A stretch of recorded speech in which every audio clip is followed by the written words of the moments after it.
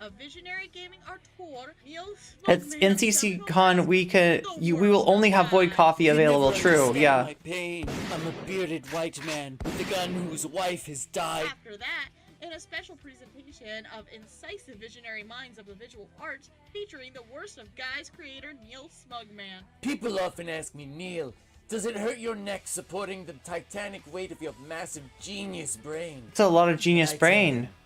Yes. Yes, indeed. Yes, indeed. Truly the worst of guys. Tekken 4. Zero Divides. Speaking of rigged award shows, we're proud to announce The Cringe Tyrion Collection. induction ceremony. Cringe Tyrion. I love that. Instead of the Criterion Collection. Crew have screamed this past year, and that's not all. We'll be presenting the cream of the crap with an award most coveted. The Golden Top. Who will win the Golden Todd for Best Fake Spider-Man or Most Baffling Explosion? You decide. Okay, we got 17 more seconds. If anybody wants to continue this hype train, it's your chance to jump in there and make it happen. Perform a live EDM set, and after that, Ooh. we'll reveal our brand new mascot character. Whoa, who's it gonna be? It looks kind of like Wario. Find out. And that's not all. I think that's Wario, maybe. Is that what we got? Hype train level 2 hype train emotes. Full of exhibition matches, niche indie game showcase. We got some fighting games. Participation casual lobbies. Everything from Power Stone to Plasma Sword, lost hidden gems, and timeless classics alike. Hell, we even have Action 52. No Aries, no. polygons get pushing. March 27th. All the way until SoftCon 3D on the weekend. SawCon 3D. The next dimension of competitive gaming. SawCon 3D, the next dimension of competitive gaming. Your worst of guys exclusive Dorito skin. Oh my god. Post-apocalyptic getaway to You got a conductor badge. Congratulations. Okay, so there we go. Foreplay SawCon 3D, March 27th, 28th, 29th, up to March 30th. I'm revealing the new so there's going to be a new look at all that yogurt. That's a lot of yogurt. Yeah, there's going to be a new, what is it called? A new a new mascot is going to be revealed, right? New mascot. Trailer doesn't even cover everything we're doing that week. There's a full schedule available. Neat. But yeah, I've got another fun game to show you. Okay, so we got the fun game ready to show. Now this is a really fun game. And Dr. Butler, here's where I need your help, okay? I need your expertise, Dr. Butler. What is this game and where can I play it? I think it might. Okay, but don't tell me if it's emulator related. But other than that, just like I'm very interested in what this game is. Okay, I think I chose the wrong one. 6 Danimals? Damn. I'm gonna turn this off. I've got another fun game to show you. Symbiosis with one as editor. I think this is the one. Yeah, this is the one. Okay, it worked. Is it visible on stream? Yeah, it is. Okay. You should enjoy this one. I really love this one as well. Okay, let's go. That DK wouldn't play such an seemingly integral role. What do you think about that, chat? Look what I did. Let's see how it looks from the outside. Oh, yes. The Punisher. On my stream, my mate, are you going to berate my mate, John Logic, on You're the going to stream? berate my mate? Are you really going to do this annoying thing of berating Are you gonna berate my mate? John Logic? Look at John Logic. Don't What berate a my mate. fart face it is. Of American Come society, on. which means that John Logic. Come on. Do John Logic stuff. I'm gonna do it a little more of a. Come on. His final thoughts, mate. Yeah. It's for me. For me. I was wondering why it seemed like, because I remember doing that. You know, I obviously don't recall exactly every word I said, but I vaguely remember, and it just seemed like I was like, hang on a second, I got cut off on a sentence there. But they're just like clicking through the video. I guess like, I don't know. Is it just? Yeah, I'm browsing your. Is that the I'm link? browsing your. I mean, it's pretty high content. yield. I'm pro the bag. It's pretty high yield. Go to bag, yeah. Yes, that is what I am. I am, yeah. Browsing your It's content. annoying. It's annoying. Oh, there was a reason. Okay, there was an actual reason why I did that. Okay. Name them. Well, the thing is, it's difficult to name them because I can't see inside their head. Okay, I'm gonna explain myself now. Okay. The reason why I just browsed that video was because I actually yes, I got did food. a full I got reaction to the food. Vaush Anastasia debate, I didn't even and see I how was not gonna DK watch the full thing twice. I don't see how DK even has any credibility given how horrible he behaves. With Yeah. Chad Logic on top. Okay. Like so, yeah. Of course, I browsed it the second time. to just react to some chat Oh logic. wait, Yeah. this is Does that different. make sense? Out of it. Yeah, we won't make This is different. She's playing 3D Strike and Cadillac Dinosaurs.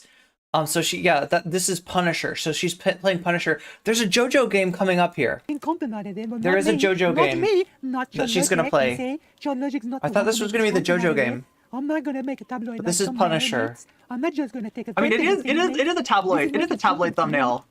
But She's it right truly though. cares. She's It right. truly cares, exactly. It truly cares. I mean, yeah, it's very tabloid-like. How many Chud Logics are there on screen? not gonna be Okay, Chud- right now there's 2 Chud Logics. Let me go over the layers again. Okay, so we got me on the outside. Hi, I'm Irene. I'm watching Chud Logic right in the upper right hand corner. Watch Lucy Haze in the lower left hand corner. Okay, Who's one watching continues, Chud Logic in the lower right hand corner? Watch Vaush. And For once, for what it's worth, Lucy has once mentioned that she always and only plays on original hardware, just like me, right? When I want to play a video game, a classic video game, right? I use what is called a pocket dimension portal in order to be able to connect with not just not just the original hardware, right? But the original hardware from the original year. It actually reaches through time, and I'm able to plug into, like, say, a PSX or something like that from the 1990s, right? So I'm playing the system, back when it was fresh. I don't know who his guest is. Vaush and his guest on the screen. Anastasia. Oh my God, right? so many. So those are the layers. It's like me. Look at what you can do with the Chud, emotes. Lucy, Anastasia's Chud, really nice. Vaush. We And interact on Vaush is having Twitter a conversation with somebody. So that's why this is so via confusing. tweets. But it's kind of beautiful. It's kind of beautiful. Anastasia is always so nice to me. You're by the less way. you're less egotistical than I thought you were. For the fact that you're willing to post your L's like this, like that's pretty amazing. I'm impressed that you will post your L's like this. Right? I would not have thought you to be the type. What's the idea, Obsessive-Wars? Tell me all of your ideas. Oh my God, is this even how your this ideas building are should always look? good. So, This building. so I guess we're doing a new thing. What did I do wrong? I don't think you've ever had a How you bad build idea. building, right? Hey, what's up, Yolanda? Tortilla She sounds like So I guess, sweep. so I Spike. guess Obsessive-Wars saying I have an idea is their way of semi-announcing a thing that's coming out. That's coming for the future of this channel. Oh my God, come on. Why is it so hard to eat a tortilla when it falls apart? Oh my God, I'm just gonna have to eat it like this. I mean, Florida is unironic when all the bad anti-trans stuff happens, right? Yeah, Florida is bad. Yeah, it actually is a pretty dangerous place.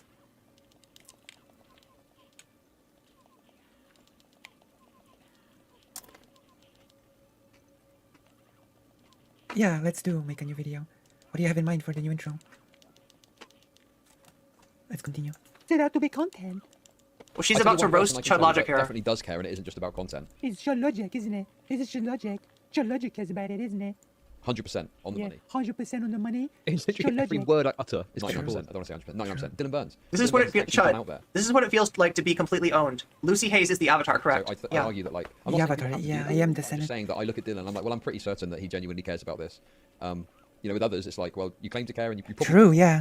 But at the end of the day, Dylan Burns, no comment. John Logic just Yeah, we wants should to add the E. say that everybody's Haze. like him. So everybody just wants to make content, mates, just like he does, and all those others. Hey, this looks- They're no better than John Logic. They're no better than John Logic, mates. I don't know what the accent is. How much of that is genuine and how much of Pathetic. It's true.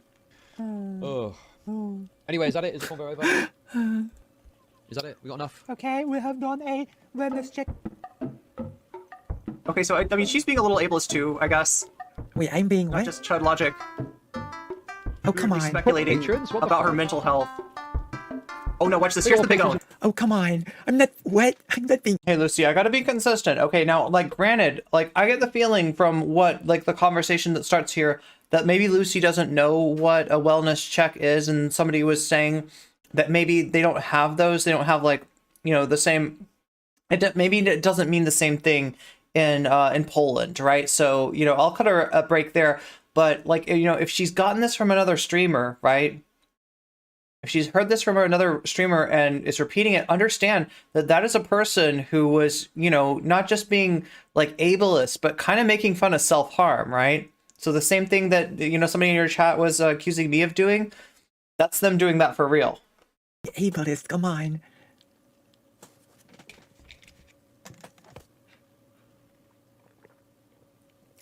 A wellness check is not about, like, somebody being mentally ill, so it's not ableist. Like a wellness check can just mean that somebody's just not doing well in life, right? That someone's in trouble or not doing well or not feeling well. Not that someone's mentally ill. Am I misunderstanding like the term? Like I was under the impression that a wellness check sort of was about, well, a person not doing well overall and you checking on them, no? Can somebody deny or like, I don't know. Like, I don't necessarily see this as like a somebody being like mentally ill thing, right? Like, I don't know, it's like strange because I'm ableist. That didn't sound like a joke. I love the chat's like not putting together. They're saying like I'm a woke scold, right? So they acknowledge that like I'm not a fan of making fun of people's, you know, mental health, right? That is what that is. It doesn't sound like Lucy was trying to use it that way. So it sounds like she just heard it from other streamers and picked it up without realizing, you know, what that's all about. So I don't think that Lucy was trying to be ableist here, right? It's pretty clear, like, that's not where she was coming from. But yeah, that is how it's used. I think there's some correlation with mental health. Yeah, there's definitely a correlation. Somebody in chat recognizes this, right? This is right, and this is not an own on Lucy, right? You know, she obviously didn't know, and somebody else in chat kind of pointed out that you know, these things are not universal from one country to another. Some countries do not have wellness checks, so right, it's really easy to imagine that maybe she just heard this from somebody else. But yeah, if you're gonna worry about streamers making fun of somebody's, you know, self-harm attempt, like somebody in the chat did with Dylan Burns, if that's an issue of concern, then so is this. So, you know, I mean, like, hopefully she figures out that's what that's about, and you know, she doesn't need to use that anyway. You roasted Chud Logic plenty good without that. So many hype emotes. Are those all hype train emotes?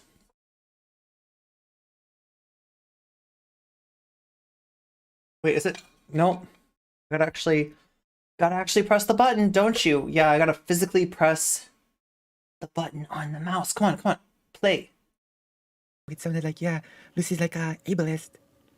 Lucy is ableist. I don't think Lucy was trying to be ableist. I don't know. Is Shark300 always ableist when he says I'm doing a mental check on X? I don't know. So strange. A mental check? Yeah, I don't know what a mental check on X is, but if Shark is saying a wellness check, then yeah, that's literally like, you know, making fun of self-harm. That's what that is, right? So if it's a problem for nocommentchick to do that, which you kind of indicated it was when somebody in your chat lied about me, then it's a problem. You know, if it's a problem for nocommentchick to do it, even though she never said that, then it's a problem for Shark to do that if that's what he's saying. But I don't know, chat. I don't know. You make up your own mind. I've never had a wellness check, but I have heard it involves police. Yeah. Here's the big one. What's going on? Are you ready? Lucy ableist. What is this? They got more patrons than I do. That's right. Look at those patrons. Oh no. Lucy's got the patrons. The Patreons. Oh no. Oh my gosh. Wait, this is the perfect time. Wait, this is the perfect moment. This is the perfect moment for me to chill. Let's shock Chud Logic even more by, you know, let's shock Chud Logic even more, I guess. You gotta piss off Chud. Yeah, perfect opportunity to do so. Perfect way to do it. Right? Am I right or am I right? Where's the Patreon? Let's call it the Patreon. Where is it? There you go. I think. There you go. Yeah, I mean, like, yeah, that's the thing, is it doesn't just involve mental health. It usually implies some, you know, concern about self-harm, right? So yeah, like, but it sounds like she, and this is the problem, right? If you don't know what that is and you just hear other debate, I know how this is, right? When other people say stuff and you watch their content, it gets into your head. It gets into your head really easily, right? And I think that's all that happened. So yeah, it wasn't Lucy trying to be ableist, but she watches somebody else, maybe Shark, and they were using it in an ableist way to make fun of self-harm. Like the idea that somebody's like coping so hard that they need a wellness check, right, is Literally, yeah, it's kind of like a brainworm. Yeah, it's kind of similar to a brainworm for sure. But yeah, I don't judge. I'm not gonna woke scold Lucy for that because I don't think she knew what that meant. It's pretty clear here that she just heard that from another streamer. So Right. I don't know. Strange a bit to frame it like ableism. You know? I mean, it's kind of strange to believe, you know, what a random chatter says about another content creator too. So Okay, I'm gonna show because I bet everybody here is a fan of this anime, so I will play while we watch the video, I will show you because I bet everybody here watches the anime. So yeah, everybody's a fan of this. okay, do you see what this is? Do you see what this is? Now, Dr. Butler, I really need to know what this is, right? Maybe you can help out with this. Maybe you've seen this. Did you see that, like, that image right there? Wait, so we're still in Punisher here. We're still in Punisher here, but this next game that she brings up, I want to know what this is, because this looks like a lot of fun. And like she says, I definitely watch the anime. I watch the anime, I read the manga, I'm a big fan. Strange a bit to frame it like ableism. You know?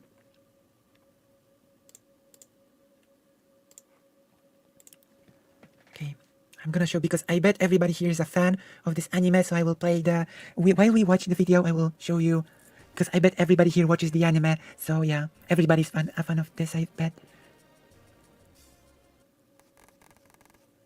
They're oiled the fuck up. They are. It's a Capcom game. Ducky game.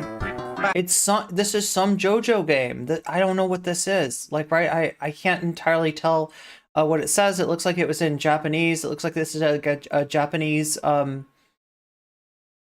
JoJo some kind of I can't tell whether it's a beat 'em up or like a straight up fighting game. It's a fighter. Quack, quack, quack, quack. The MCA though. I mean, listen, I don't really like the idea. I for one welcome our new duck overlords. The MCA people anyway, but I genuinely don't think I'd have a case because this would easily fall under fair use. Right? Yeah. Somehow, some way. Oh, wait a minute. So you can be Jotaro, you can be Abdul, you can be Iggy, you can be Whole Horse. You could be older Joseph, not old Joseph, but older Joseph. Yeah, okay, so these are all Stardust Crusader characters that you can be. I was kind of curious, like, it's all Heritage? JoJo Heritage? Is it literally just called JoJo Heritage or something? I think this is the JoJo game from Tommy Tallarico. Gave it a bad review. I mean, it looks like fun, but I've never watched or... Yeah, so he's feeling a little, you know... It's beyond fair use. I've never watched or read JoJo's Bizarre Adventure, so I don't know these characters. Lucy, you're missing out. You got to check it out. It's so good. It's so good. Chat, what would you say? Which JoJo, if you were to recommend Lucy a JoJo to start out with, right? Which JoJo would you recommend? A lot of people say this one. This is Stardust Crusaders, right? This is a big fan favorite. This is where Jotaro yada yada daze comes from, right? Some people say Phantom Blood because it's the very first one. Other people don't say Phantom Blood because it's very different than most JoJo's. Parts 1 and Parts 2 do not have stands. A lot of people really like Part 2, right? Because, you know, you got young Joseph Joestar and, you know, there's a lot of memes there, right?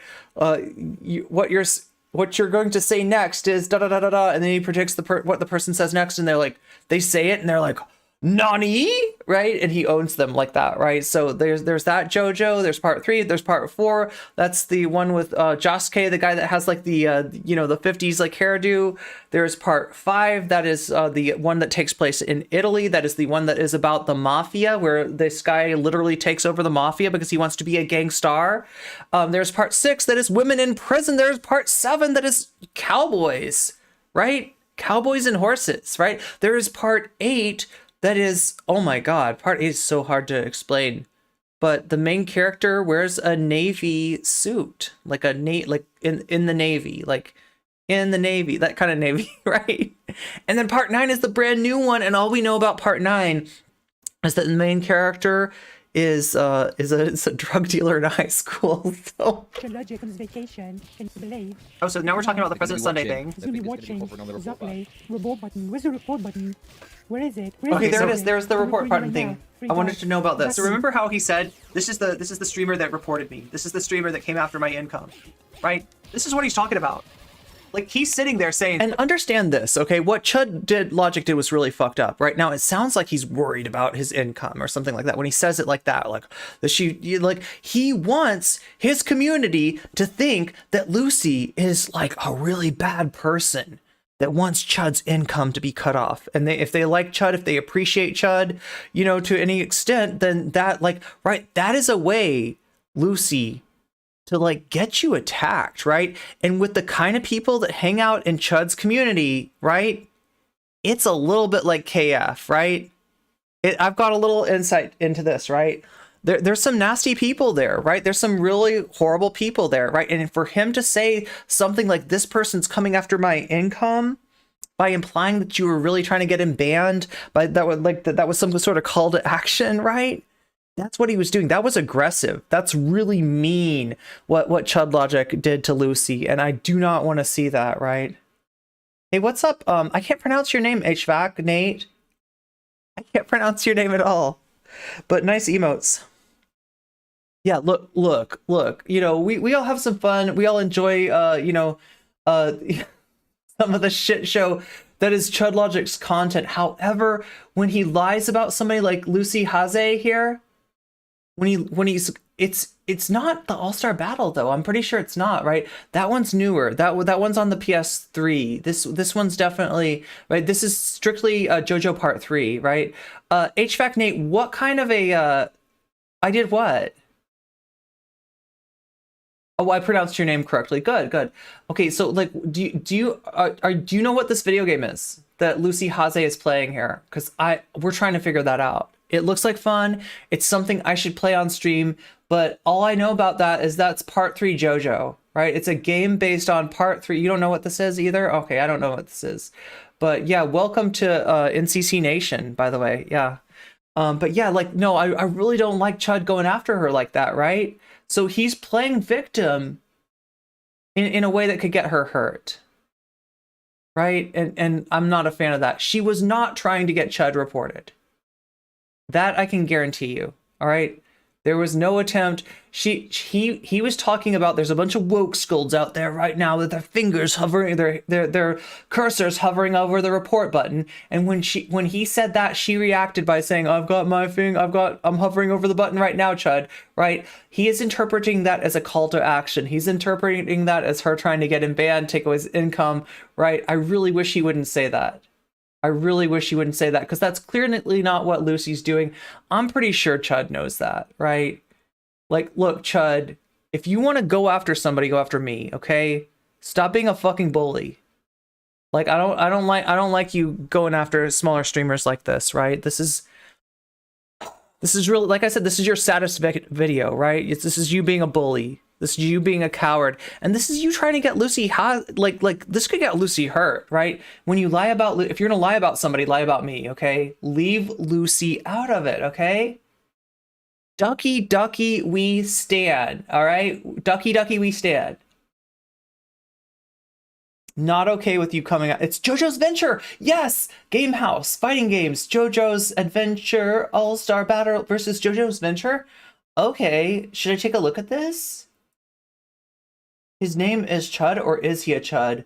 Oh, wait, I thought you were from Chud's community. Oh my god. Yeah, no, that's somebody else. Chud fail. I get it. Oh my god, HVAC Nate. Okay, he is... Okay, so here's the deal with Chud Logic, all right? When he started out, the Chud Logic name was referring to, you know, suspect logic. Like when somebody's logic is like, you know, some shit about Trump, right? You know, like the media's got it in for Trump or something like that. That's a Chud take. That's Chud Logic, right? That's where his name came from, right? That was the idea of it, right? Now, he was a lefty back in the day. At least he called himself a lefty. Not so much. Not so much anymore. He is not, I would not call him a Chud, all right? Because he's not like super hardcore right wing. but he's definitely a sussy baka. Okay, and he's definitely kind of, you know, veering in that direction. So that's my explanation. Is he a chud? Not yet, but wait a few months, right? And we'll see. Like, he just gets more and more incensed by the lefties, the leftoids. He gets mad about the leftoids out there. Yo, when you posted that chud, I thought that was a chud emote. And I was like, oh, okay, Chud Logic, because we do have Chud Logic fans in here from time to time, but obviously you're not one of them if you don't know what is the deal with his name. They're gonna report anti-Chud, but a leftist. me. These woke skulls, they've got their finger. True, they're basically Republicans. JoJo's Bizarre Adventure is more fun to read than watch. Okay, so you got some cool people in your chat. Hovering over the button. Yeah, definitely some JoJo fans in your chat. They're ready to hit that report button. Anything that I say, they're gonna come and get me, right? And like Lucy's making fun of him. Lucy's making fun of him, but he's all proud. Okay, no comment chick managed to get my joke, and Chud Logic somehow, and his editor DK somehow didn't manage to get it. There you go. That's pretty shocking to me. Is it though? You know? Is it shocking that I'm better than Chud Logic in every conceivable way? Earlier, her chat called me the female Chud Logic and Chick Logic, all right? I think that you're seeing who's the better drama streamer, me or Chud. It's obviously me. Yeah. Sashi4H did both the... It was called JoJo, released as JoJo's Bizarre Adventure, but JoJo's Venture. Oh, because Western audience didn't even know about, like, what this is, right? Take a look at this here. Oh my god, thank you for figuring out that for me, Natalie. Thank you so much.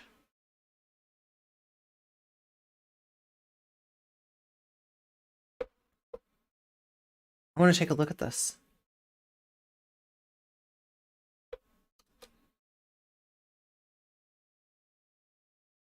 JoJo's Bizarre Adventure is starting to become mainstream hit. 30-year-old manga anime series is struggling to find its footing in the past, but now is an anime powerhouse. From its humbling this is like my story, right? From its humble beginnings with the series first part Phantom Blood to the ever-growing part 8 JoJolion, which is now over, and we're on part 9. This bizarre shonen series shows no sign of stopping. Okay, so that's the description of JoJo's Venture is a fighting game first released in 1998. Okay, so it's not, I mean, that's pretty old. It's over 20 years old. Okay, it's like it's almost 25 years old. Okay, re-released in 1999 by Capcom. This game is a 2D fighter, has a few similarities to Street Fighter. This game has two updates to it overall, but for the sake of the article, we'll be referencing the 1999 release. Okay, so there's all the information I need about it.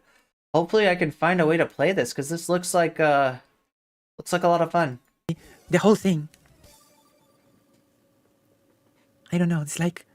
Agile, and like, look at this streamer that's gonna report me. Come on. My finger is hovering over the report button. Come on. You know, any moment now. I advise you what to do. Oh, okay. You know, you have to so Dr. Butler's telling me that link that you posted earlier, right, Dr. Butler, is sawcon.us. report. We have to deplatform this menace logic.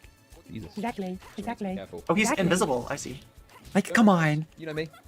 Always very careful when it comes to TOS, okay? Exactly, I know. He's slimy. Chick Logic. Exactly, we all Slimy have ball. the regret. I am nothing like Chud, true. I mean, but to this audience, right, they don't see the difference, right? Nanochka cosplay chick win, right? He's literally decorated very over. Vaush is agreeing with Anastasia. I think it's then that Chud Logic was disagreeing with her argument that was whitewashing what as... Oh, so Chud is actually the non-sussy baka in this situation. JoJo's Heritage. For the future, that game is so toxic? It's fun, though? Wait, JoJo's Heritage is toxic? Quartering now. Spiky breast. Literally. He's gonna try to avoid the TOS like the quartering does in his video. British quartering. I mean, every content creator is considerate of TOS when they make their videos, right? I mean, following TOS sounds like Wait a quartering to me. minute. So, Wait a minute though. Wait a minute. Yeah, the report button on my keyboard. Is that what she said? Did she actually say that? She's clearly making fun of this. She's not like seriously, you know, reporting him. He's trying to make himself like a victim. Oh yeah, of course I don't report people. My gosh. Oh, like, wait, my gosh. No, here's the deal, though. Like, right, there's this unspoken, like, schoolyard code about, like, not reporting people. Listen, if somebody's doing something dangerous, if somebody's putting, other people at risk. I mean, I don't know. I wouldn't tell people like not to report that, right? But like, yeah, it's almost like it's seen as more of a bad thing to report something awful than it is to do something awful. I think that's a toxic element within our space, right? That the playground bullies like Chud Logic are reinforcing. I explained it during. What an absolute coward, though, to go after Lucy. That sucks. We talked, but I didn't think he believed me. I don't think Chud Logic believed me. The truth of the matter is, it's like the report. I don't know. He has to have known that. Like, right? That's like clear to anybody. That has got to be clear to anybody that she was joking around with what Chud Logic was saying, right? And not trying to do a call to action. Like that's what he started to claim, like her saying like, my fingers over the report button, oh TOS, that like somehow that is like, oh my god, sorry, I keep on hitting the microphone. Yeah, that somehow that's Lucy trying to report Chud Logic. That's not what's happening, right? But when he says she's threatening my income, that's a call to action, right? And that's a really nasty call to action, right? Because Chud, you know what you could get from that, okay? And if you ever cause anything like that to happen to Lucy, I will not forgive you, okay? Pick on somebody closer to your own weight class, Chud. if you break TOS, that's kind of on you. And like he just said that he's very conscious of TOS. I feel like I've seen him be less than conscious of TOS, right? And he still hasn't gotten reported. This slimy ball Chud Logic, yeah. Like, right, he, like, doesn't he regularly have, like, either watch people or have people on that are banned? We're always mates. DK banned. Has he? Like, him acting like, you know, he's so concerned for... What does DK have to do with you? What Yeah, the that's hell? right, that's right. If you're so worried about that shit, then why are you playing so fast and loose? Good question, good question. I ask this all the fucking time because I'm expected to answer for everything he ever does. Good question, actually.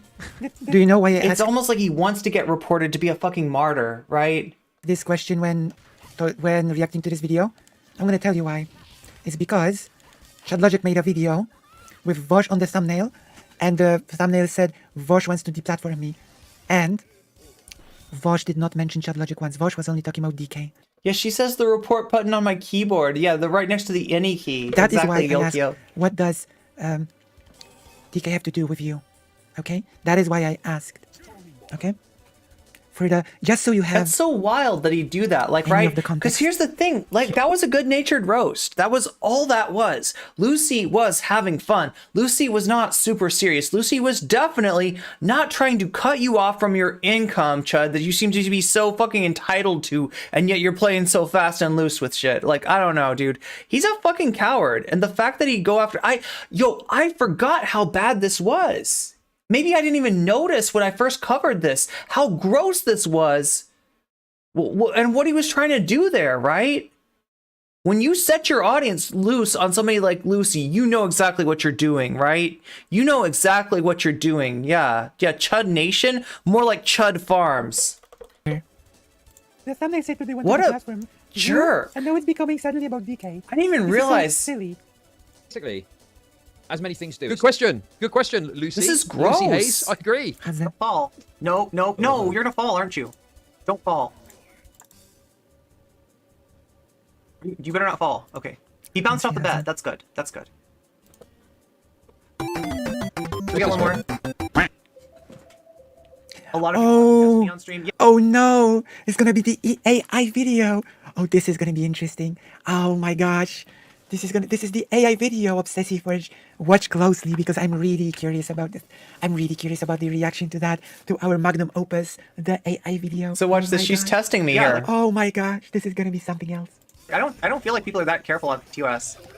In recent years, the online... Yeah. I feel like I'm way more careful on TOS than anybody else, right? Like I always assume that there's a bunch of sussy bakas with their fingers hovering over the report button, not on their keyboard, but like IRL, like next to my stream, right? I always assume that is what's happening, and that's why I try to avoid anything that's even approaching that, because I know that there's a bunch of haters out there, and I don't want to give them any fuel to harm me or take me off off the air or anything like that, right? So yeah, I guess it's a different thing. If you're a partner, you get different kind of treatment, you know, that like if you do get a ban, it's more like a vacation, it's more like a week off, and you know, you get whatever, you know, you kind of make up for it with the amount of attention that you get from that happening to you. So it's absolutely Chud logic playing the victim here. This is gross. Oh my gosh. I cannot wait. I cannot wait for the reaction to that. Oh no. So she's let's testing go. me here. She's let's do testing this, me. I guess. Oh my gosh. A significant following among What? the most prominent Hello, figures Diggy. in his community is YouTuber Vaush. While Vaush is widely respected for his progressive views, Oh my and gosh. ability to articulate complex political ideas. I really wonder if she'll catch on or if she will react like seriously to this. Will NCC know what's going on? So she said this is an AI, right? What's gonna happen?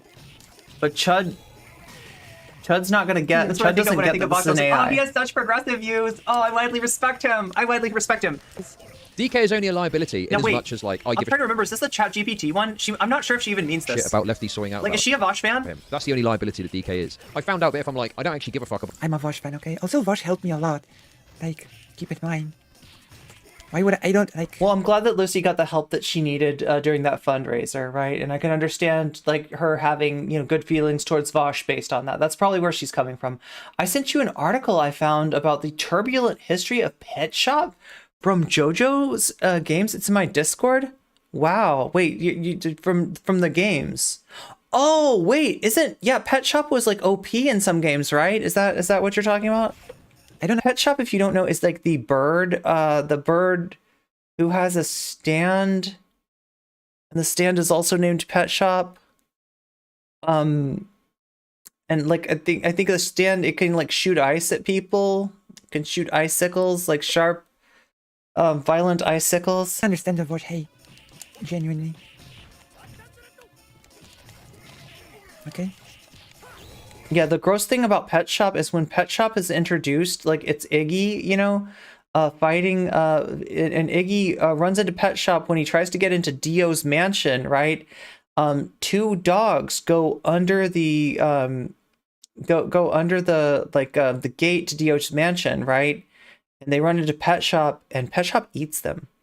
The bird eats the dogs, right? So if you skip over that episode if you don't like to see harm happen to doggies, because that's, you know, pretty rough, right? Pet Shop in this game is very busted, really good. So OP, yeah. I will protect my fellow Polish. So she's now, it looks like she's playing with Jotaro and Star Platinum, fighting against Abdul and what is it called?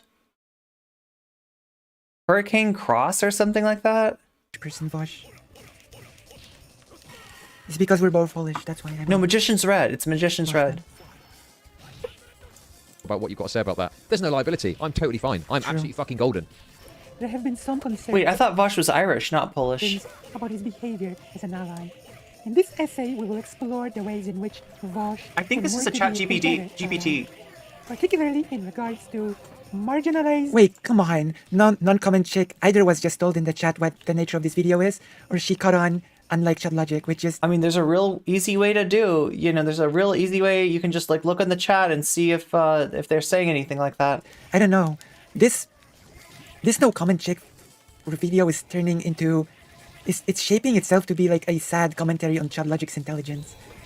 I don't know. Wait, no, that's almost insulting to my intelligence. Like, what, do you not expect me to be intelligent? What have you heard about me? Jeez.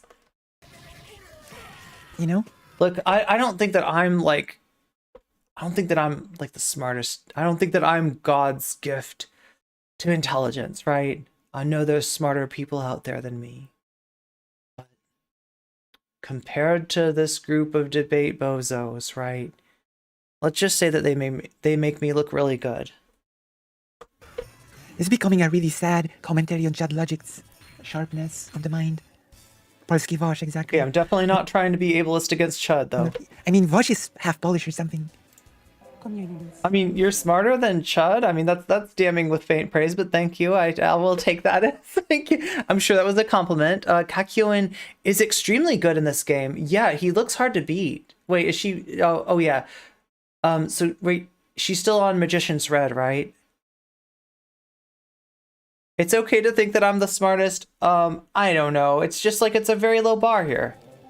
Okay. I feel like we gotta First get and rid of this. foremost, Let's it is go. important to acknowledge that Vaush has made significant. And I mean, like, I have a really complicated view of intelligence too. I think that when we're talking about intelligence, we're not talking about one thing, but we're talking about many things. So, like, saying smarter than, you know, I still think it's all relative. Oh my god.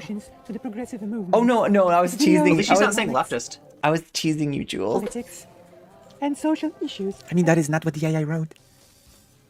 have helped to educate and mobilize a large number of people. However, as an ally, Okay, here it is comes important Kakyoin. to So recognize he's that our supposedly own like really privilege hard to can beat. blind us to the experiences and perspectives of marginalized communities. Vaush must strive to listen and learn from the voices of those who are marginalized rather than speaking over them. One of the key ways in which Vaush can be better allies is amplifying the voices of marginalized communities. This means sharing and promoting the works of marginalized creators and activists. Like me. Rather than taking up space. Taking up and space? attention for oneself. Additionally, So like, I mean, like I said, like, you know, like I think my assessment of this chat GPT thing is that it's able to sound like it's an AI, it's a computer, right? There's no intentionality there, but it's able to sound like that it is, right? It's able to sound like quote unquote real language, right? Now, like, here's the funny part, right? She says that like it's nonsense, it's just a bunch of buzzwords, and that's true. The program doesn't know what it's saying. Like, there's no intentionality there, but the program ends up hitting on some things that you know, yeah, if Vaush wanted to be a better ally, like that he really would need to be doing. If Vaush cared about that sort of thing, he would need to be doing. Now, the taking up space thing makes it sound like you know, they're just saying like, well, you know, if you're a white dude, then you're just taking up space. You know, shut the fuck up and sit down. That's not what anybody's saying, right? Nobody's got the power to say that. By the very virtue of your privilege, right? You are not getting told that by anybody with the power to shut you up, okay? But in terms of the liberatory movements of different marginalized identities, yeah, he is taking up space, right? Rather than listening and taking our lead, right, and understanding what our needs are, this edgy boy messiah thinks that he can just be our savior. That's my problem with Vaush, right? So although the AI is just recycling like a bunch of buzzwords that it heard on Twitter or something like that, right? It still manages to make some good points, right? I'm gonna give that chat GPT more credit than Lucy will, okay? And priorities than those who are privileged. True. Vaush must work to understand and support his needs and priorities, rather than imposing his own agenda. True.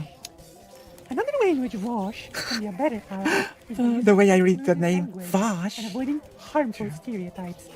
This means being mindful of the words and phrases that are used and ensuring that they are not The soy nod spam is unreal on this. of marginalized communities. The soy nod.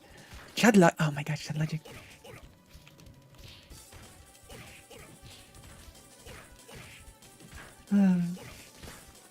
Amazing.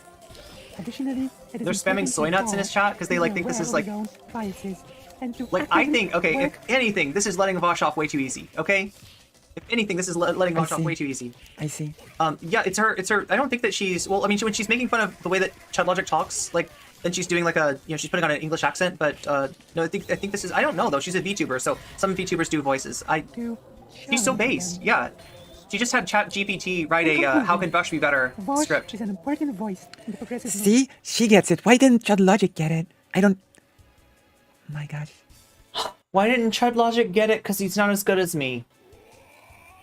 It's not that it's not that like I'm a chick Logic. It's not like I'm a lesser version of him. It's that he's a lesser version of me. Yeah. and has made Wait, do you mean VTubers? Do you mean VTubers? I think I said VTubers. contributions. By screaming that's over the what I said. marginalized. Did I you not mean say VTubers? What the fuck are the comments on this going to be? Oh. She's asking in terms of marginalized people, right? Does it mean VTubers? Is that who it's talking about by marginalized people? That's the joke that she's making. I honestly can't tell if this is satire. I mean, we're having fun, right? It's like a Rorschach test. Could anybody else tell? If I hadn't told you, would you know this was ChatGPT? I probably should have kept that secret. That is the point. I'm actually still boring. I'm actually gonna do a genuine, sort of. I want to do a genuine essay. Okay, so we're about almost done with my this, findings from this and we're little going to move experiment. on to Matt Walsh's hoggery. By deleting his channel, okay. We're going to take a look at what Matt Walsh has been up to. Okay. Because I promised. Fuck, this got 719 views. That was the little Vaush bump. It's kind of a banger. However, as an ally, it is important to recognize Yeah, I think it's it ended up being a pretty good idea. experiences and perspectives of marginalized communities by listening, learning, amplifying. Well, like earlier when she was like, "Come on, mate," that she was doing like a British accent, right? She was putting on a chud logic. Come on, mate. Inclusive language. Oh, what is ChatGPT? Glad you asked. AI bot. She's GPT. ChatGPT is an artificial intelligence program, which, given certain inputs, can output what sounds like meaningful language, right? Sometimes, like... So notice I say what sounds like meaningful language. Obviously, it's not meaningful language. Obviously, there's no intentionality behind it. I am not confused about, like, you know, whether, like, a AI has, you know, intentionality behind it. Like, you know, maybe someday AI will be sentient. I think we're a long way off from that, right? It's literally just a program that's, like, you know, taking language in and then reformatting it in a way that you tell it to do. So... yeah, it can be put into a bot where... Actually, no. Like, the point that I want to make in the essay that I'm putting out, that it's a not really meaningful language. It's... on the surface, it seems like meaningful language, but actually, it's a lot of like, if you have heard this essay about Vaush... Yeah, so apparently, what did I say? Like, what sounds like meaningful language, right? It sounds like, you know, and if you're Chud logic, you know, you don't see this as being written by anything other than a human. You assume that this is Lucy's video essay that she's doing herself, and these, you know, this is what she's saying, right? I can kind of tell, right? I've listened to enough, you know, ChatGPT written stuff that I can kind of sense. Written by the AI. It says a lot, but in reality, it says very little of substance, you know? In reality, it is not very meaningful language.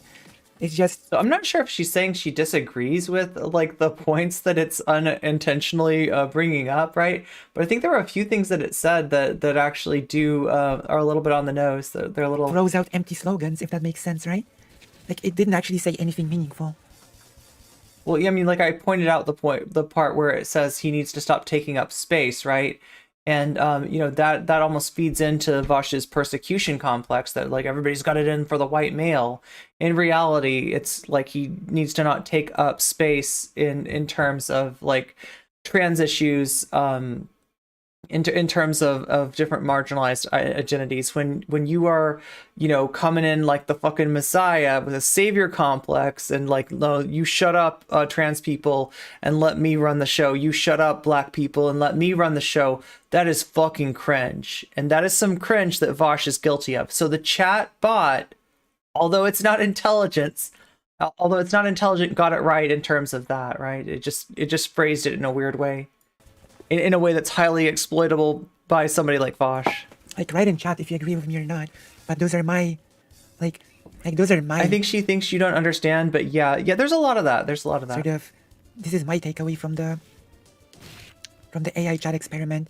It's actually not really meaningful language. You know? Like, the meaning of what is being said is something... You get meaning out of this if you read between the lines and if you sort of fill in the meaning yourself, if that makes sense. Right? You see, did I tell you about the time nocommentchick faked a tanky takeover of our Discord and tried to get me to leave? No, not yet. So some of you might know who this is. If you do, don't say their name. This is a person that has a strange hyperfixation on me, and that literally cannot stop talking about me, has some really weird ideas of me.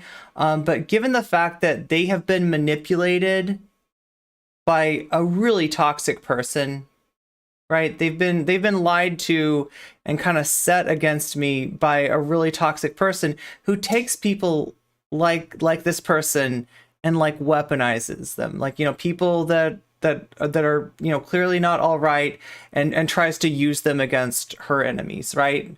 So that's what we're dealing with. Some of you know who this is.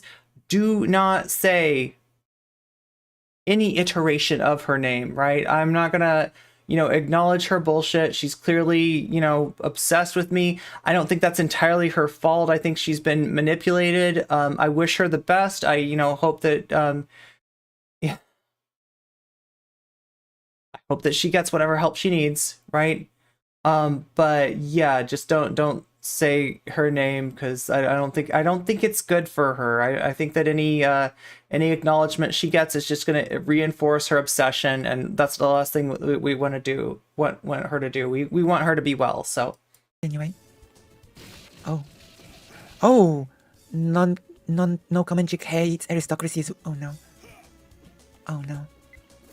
Chats with you. Sometimes it can, you know, you can give it commands like write a short script on how Vaush can be a better ally, and it'll come up with stuff like this. And it's generic. If you listen close enough, you can kind of tell that it's not written by a human, but it's sort of amazing. It's there's been leaps forward, right? Yeah. And for the record, you know, they're implying that I have a hyperfixation on Eris. Kind of weird regarding like how many like weird theories that they have about me. If there's any hyperfixation going on, I think we know who it's coming from, right?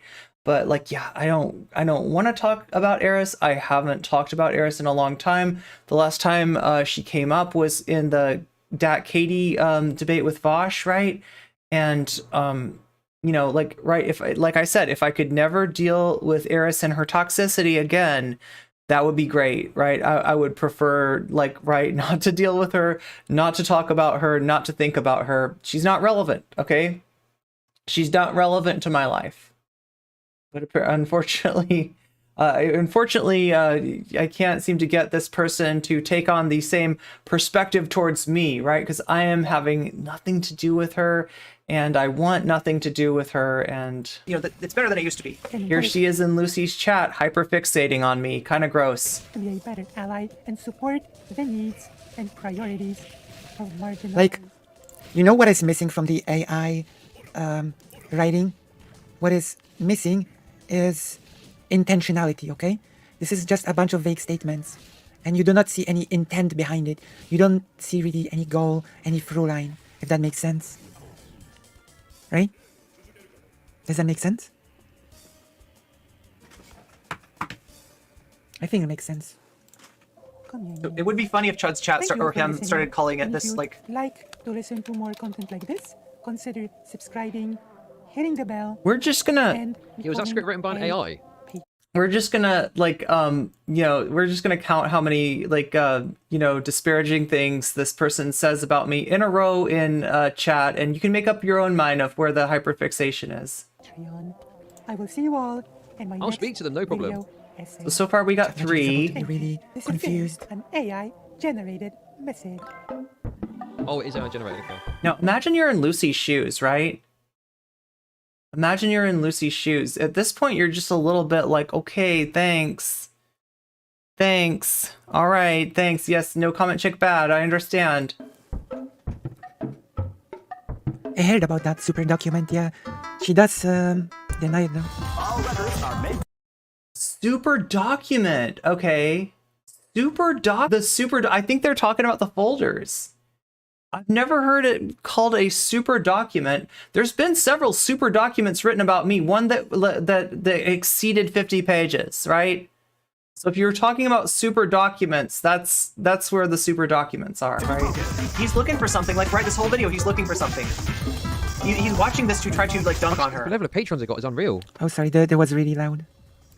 And his ability So I sort of will make it. Complex political ideas. That's what I think of when I think of Vaush. I was like, oh, he has such progressive views. Wait, I really respect him. There is Lucy Haze. Oh, what is chat spamming soy? Oh, what is? Right. Okay. Okay. So there we go.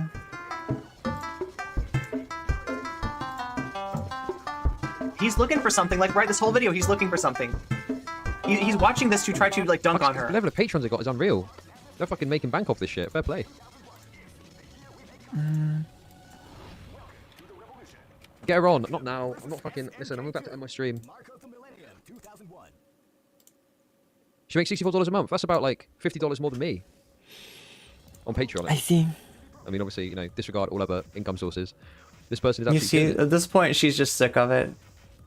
I mean, until Logic had a whole new, like, a whole new... There it is. There is Lucy theory. Haze. Why did I want to... I feel like there's one other thing that... We're not watching the Destiny... Oh, yeah. Speaking of... AI generated. No, wait a minute. I can't watch this, can I? You cannot watch Oh this. my god. thing, Okay, no. so you see this Jerry Seinfeld, like, pixelated model sitting down at the couch? I was about to show you this, but then I realized, technically, I would be platforming a banned streamer? I don't think I can show you this on Twitch, right? This is an AI-generated Seinfeld, okay? So what that is they take the format of the show Seinfeld, right? And they just automate it. They set their AI to generate scripts that, you know, all the way down to like having a laugh track. That whenever the AI thinks that it said something funny, it gives a laugh track, right? And it's really, you know, weird. You know, some of it is funny, but not like purposely funny. It's just it's kind of amazing. This was a huge Twitch channel. It had like thousands of people. Is Seinfeld banned on Twitch? Nothing Forever is what this is called. It's technically not Seinfeld. It's like a approximation of Seinfeld. But you want to know why it got banned? You know, if anybody can find me, no comment chick reacting to my interaction with... if any can find my no comment chick reacting to my interaction with Baron... Wait, do not play JoJo's Bizarre Adventure. Wait, which JoJo's are you talking about? The JoJo's All-Star Battle? The community is rife with reactionaries. There's a guy from the FC2 lobby named some Nick Fuentes fans there.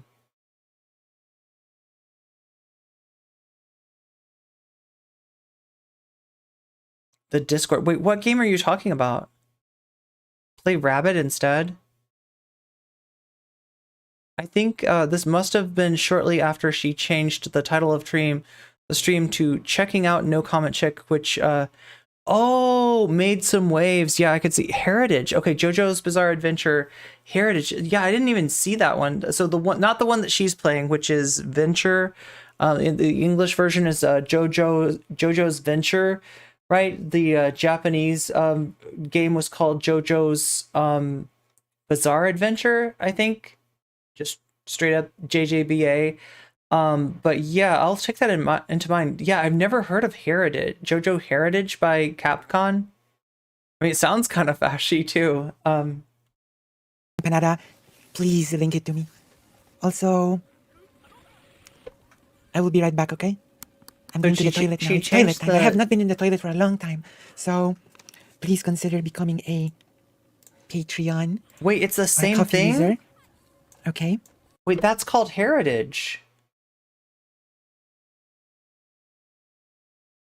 Wait, and is it a multiplayer or something like that? Is that why you're saying like the community's rotten? Because like I would assume like on a single player game, and I think she's playing single player here. I would assume on a single player game it wouldn't matter like about the community.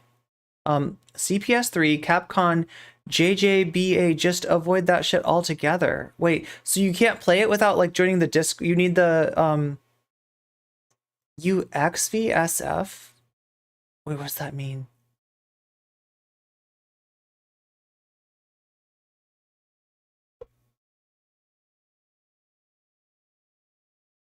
Yeah, it sounds like somebody should warn her about this too if it's that bad. I get the feeling though that it's Please consider giving me like a one-time Fightcade lobby. Okay, wait. So Fightcade is okay, never mind. We're not going to talk about what Fightcade is. I think I understand though.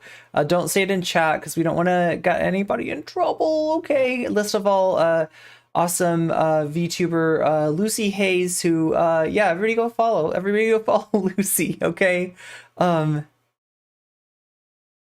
So is Third Strike. So the stuff that she's playing, can play it by yourself, but the community is fascist. So don't mess with like playing this competitive. I don't think I'm good enough to play competitively, to be honest. I just like JoJo's. But yeah, it sounds like it might not be worth it, given that there's so much stuff that it's FC2 is cleaned up from FC1. Damn, I didn't even know about that. Thank you for the warning. Yeah, there's definitely some edgelords around the Lucy, not Lucy Haze, god damn it, not Lucy Haze. The edgelords around the JoJo's community. Yeah, that's what I was trying to say. Coffee. And I'll be right back. Toilet time. I'll be right back. Don't go anywhere.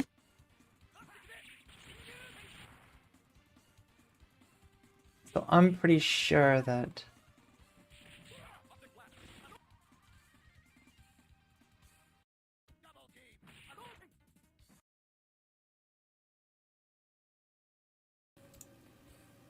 It looks like they're still looking in chat for that one video that Lucy wants them to maybe find. That's the one. Maybe I feature in the I don't even know if I can find that video. One.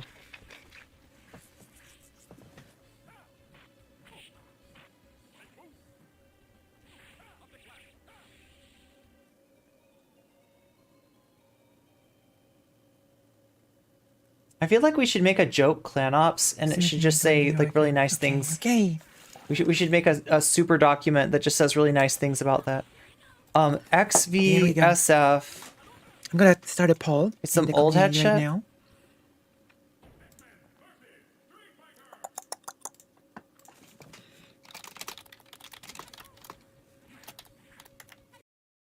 I'm gonna check it now.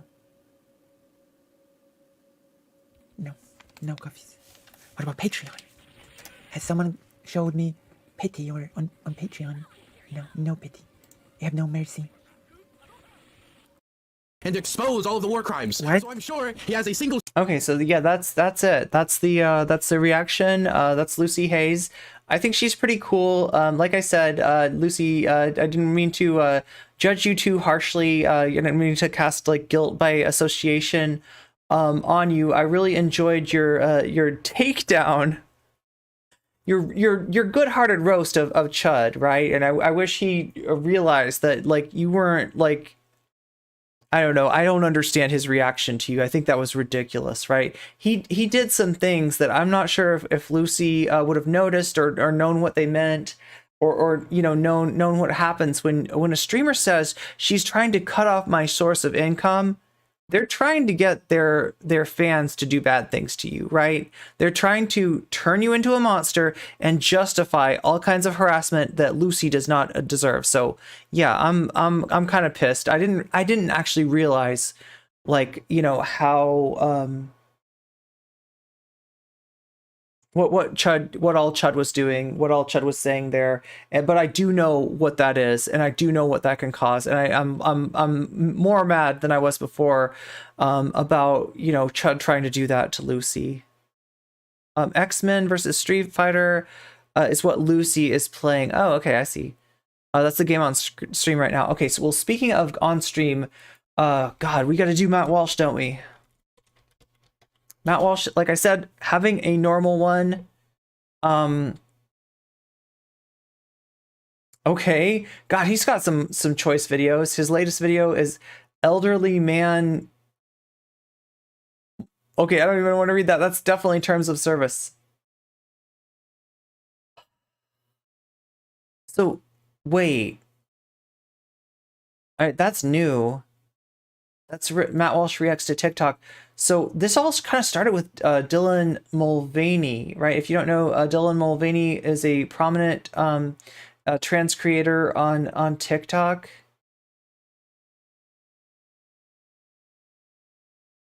And apparently Matt Walsh really had a go at her, right?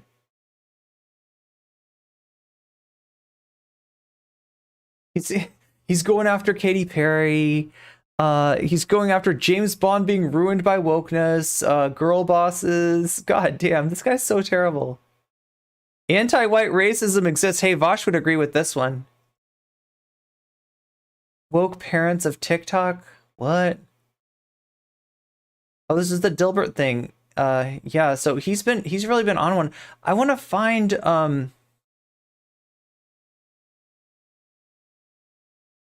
so we watched Matt Walsh go after Jeffree Star. But I think before that happened,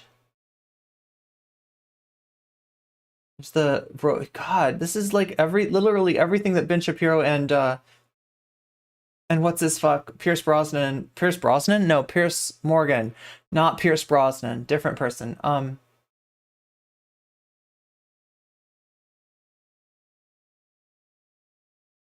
Let's see. Handler. Where is this did he take this down? Nope. Here it is. Here it is. 2 weeks ago, Matt Walsh went after Dylan Mulvaney. With this video, Dylan Mulvaney is the worst. I don't know if this is a canceled. Not sure. Yeah, this guy is gross, and like honestly, there's no excuse for him. There's no excuse. It's disgusting for YouTube to be continuing to platform somebody so clearly in violation of community guidelines, right? And so clearly, you know, posing a danger to the trans community, like, you know, a danger to our lives, right? It's disgusting that YouTube allows this bullshit to continue, right? So, you know, as much as you're not supposed to say this, like, yo, this guy doesn't deserve a fucking platform. Fuck this guy. All right, finally, Dylan Mulvaney is on day 300 something of girlhood, and of course has learned nothing from the actual women who've tried to tell him how degrading this whole stunt is. So here's his latest. Okay, so we're misgendering. This is why I don't like watching Matt Walsh, right? He's just like all about disrespecting people. He's all about misgendering people, dead naming people. That is why I'm gonna try to.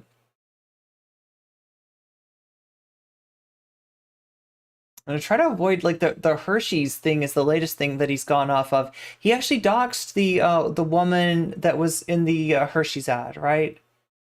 Dead named. This video. Remember how Dilbert got pregnant in the TV show? Wait, what? There was a TV show? Oh yeah, there's a TV show. So yeah, this is Dylan Mulvaney. Girl, and I wanted to go on record to say that this very popular very popular TikTok creator, and apparently the fact that Dylan Mulvaney exists is just, you know, peeves Matt Walsh to no end. So here we go. Might be the hottest I've ever looked and will ever look in my lifetime. That's a cute dress, honestly. And I'm making this video. It's really cute. So that in thousands of years, there will be evidence. Is it the dress? It could be the dress. Is it the makeup?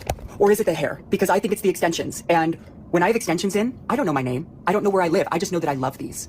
And I know that I look like I could steal a husband. But I want to promise you, look me in the eyes. I want to promise you that I would never do that to you. Okay, I am a girl's girl. Oh my God. And I love ya. Woo! But seriously, this is good, right? Okay. Love you. Okay.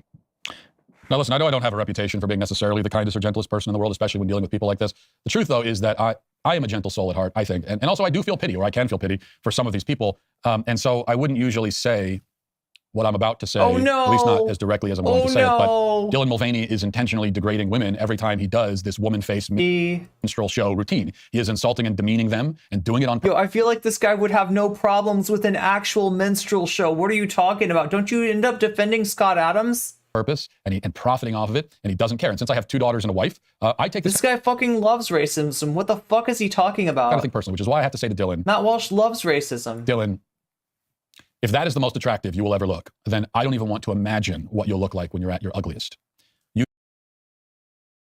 Matt, I gotta ask you this in all seriousness, and like I said, I don't speculate on eggs, so I wouldn't normally say this, but are you jealous? And I only say this because you sound like you're jealous, right? This is like the things that you're saying, the way that you're going about this, like it's giving jealousy. Are you jealous? You do not pass as an attractive woman or as a woman at all. Even with 50 pounds of makeup and plastic surgery and clever lighting tricks, even then you still cannot escape. Says the man with a beard that looks fake. I don't know. what you really are and what you will always be. You have successfully shed. Yo, he's trying to YWNBAW,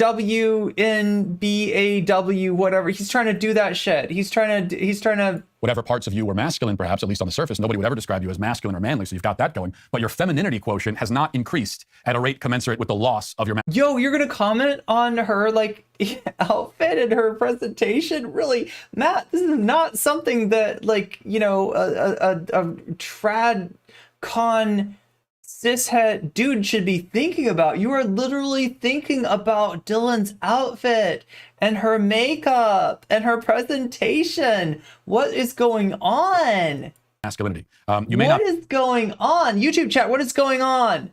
Twitch chat, what is going on? Be masculine, but you also aren't feminine. What is going on with me? I gotta know. You are weird and artificial. You are manufactured and lifeless. You It could be chaser vibes. It could, like I said, I'm not trying to speculate on anybody's egg or anything like that, right? But it could be chaser vibes. True. Earthly and eerie. You are like some kind of human deep fake. That's what you are. Yo, what are you talking? What, are you pissed off that she looks good? That's what it feels like. That's what it feels like. Yo, this feels like, I mean, like, this feels like Mean Girl shit, right? Or Jealous Girl shit. I don't know. Are a man what is deprived going of all the best on? qualities of men, but without any of the best qualities of women. Why are you so hurt by Dylan's ability to look cute? Why are you so hurt? Even your personality is contrived. Everything about you is fake. Nothing about you rings true. Nobody buys the act. You'll never be accepted as a woman by anyone. Never by anyone. Even this is so much cope. People who pretend to accept you as a woman So are only much pretending because they're cope. afraid of being lectured if they don't. Damn, Matt Walsh, damn. Or because they want to use you as a platform to virtue signal. But everyone who looks at you will see something pitiable and bizarre, something utterly... I think she's cute. Unfeminine in every way. You will never be able to actually have the identity Maybe so, Eric. that you're trying Maybe to so. appropriate, nor will you ever be able to fully escape the identity that you're fleeing. The best you can hope for is some kind of limbo, the worst of all worlds. And yet, even in that limbo state... What are you talking about? She looks happy. What are you talking about? You will still be a man. Just not one that any of us can respect or take seriously. Yo, Matt, like, here's the thing. Now, I've told this to actually a harassment troll, okay? When they said similar things to what Matt is saying right now, right? You know, you will always be a dude or whatever the hell they, you know, like, right? It didn't hurt me because I'm over that. I know who I am and I'm not going to get hurt. And I will gladly act like a bulletproof vest for my fellow trans people, all right? Shoot, fire away. Hit me with your best shot, okay? But I told this troll when she went off on me like this that I was really sorry that she felt that way and that these were insults that only another trans person with those insecurities could come up with. And she got so mad, right? A harassment troll, an anonymous troll, is not supposed to be seen in that way, right? It's never supposed to be about them, right? When they're harassing you, it's supposed to be about me. I'm supposed to be in my insecurities. I'm supposed to be feeling that, you know, whatever they say to me, you know, it's supposed to really hurt. It's supposed to resonate with my deepest fears, right? But it doesn't. It doesn't. They can't hurt me like that. But what it did was it exposed how she felt about herself, right? And I could tell at that moment that the anonymous troll, like, trying to hurt me was another trans woman. And I told her from the bottom of my heart that I was sorry that she had those feelings and that I couldn't continue arguing with her because of the empathy that I felt for her in that moment, right? And that was chat. That was when my troll blocked me. Yeah. That was when my troll blocked me. It's supposed to go the other way around. But NCC is a bit of a force of nature. And they didn't know what they were coming up against that day, right? But that's what I'm getting. That's what I'm not even kidding you. That's the kind of shit that I'm getting from Matt Walsh, right? Does he have like an army of self-hating trans girls that are like writing a script for him? What's going on here? This is kind of weird, right? This is kind of weird. Great. That'll do it for this portion of the show. If you want to become a member. All right, this portion of the show, thank you so much for, like, right. So here's the deal. Here's what happened, right? This sparked a response from so many other like right-wing channels, right?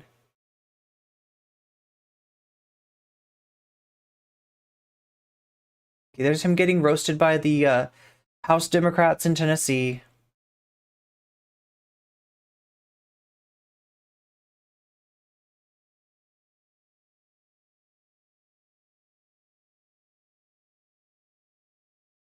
Spectator TV, I think that's like a right-wing outfit.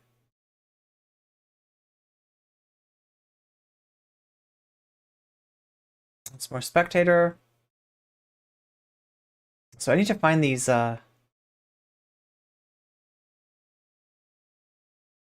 Oh, he had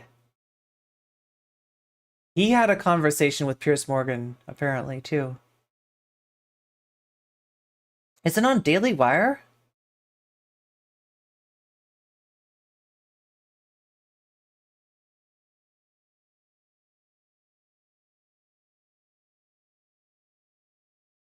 I don't know, chat. So I've been told that, like,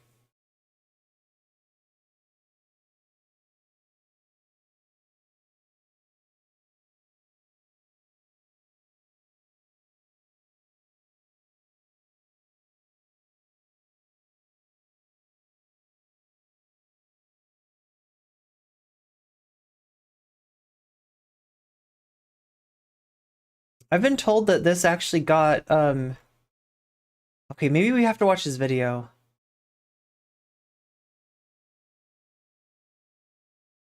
This is his channel again, videos.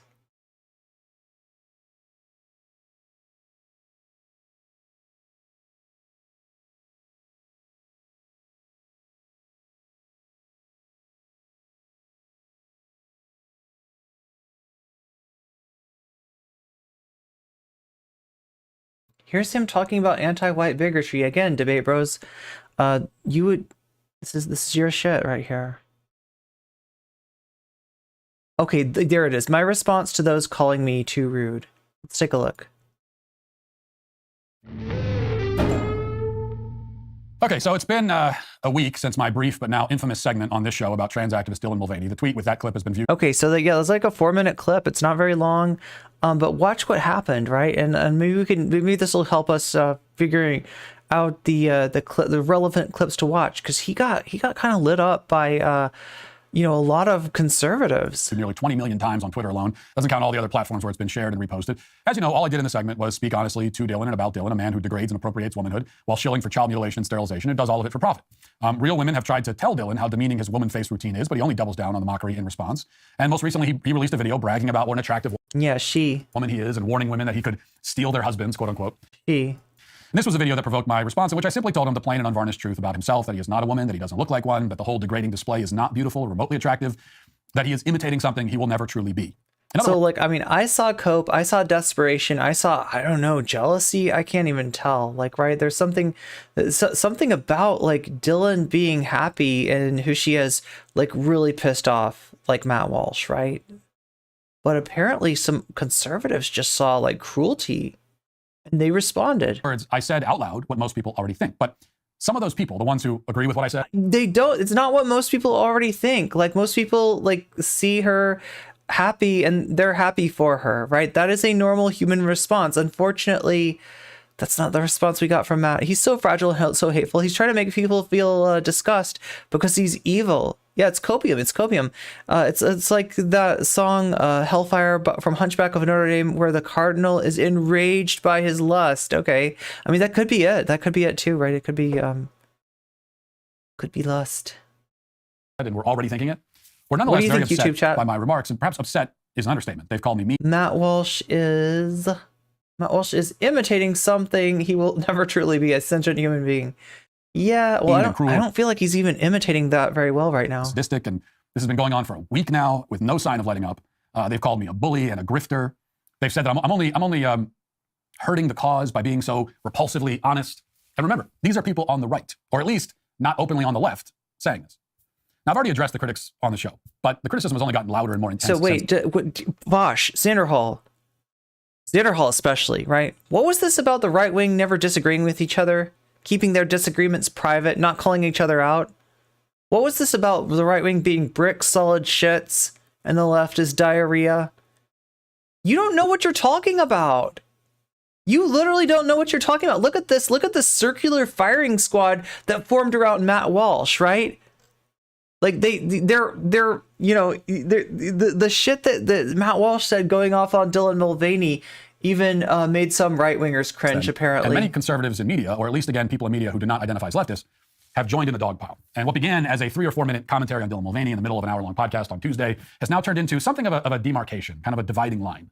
It's been a very revealing moment. The real Republic, the real conservatives, the real tradcons, and the fake tradcons. Is that what we got? Enlightening. The synthetic tradcons, if you will. If you want to go and I think Vaush for that route. reason, it's worth revisiting one more time. So that Steven Crowder cough, Daily Wire cough. Is it so? Who all like he's gonna say? I think he's gonna talk about like the people that like right because he's spiteful as fuck, right?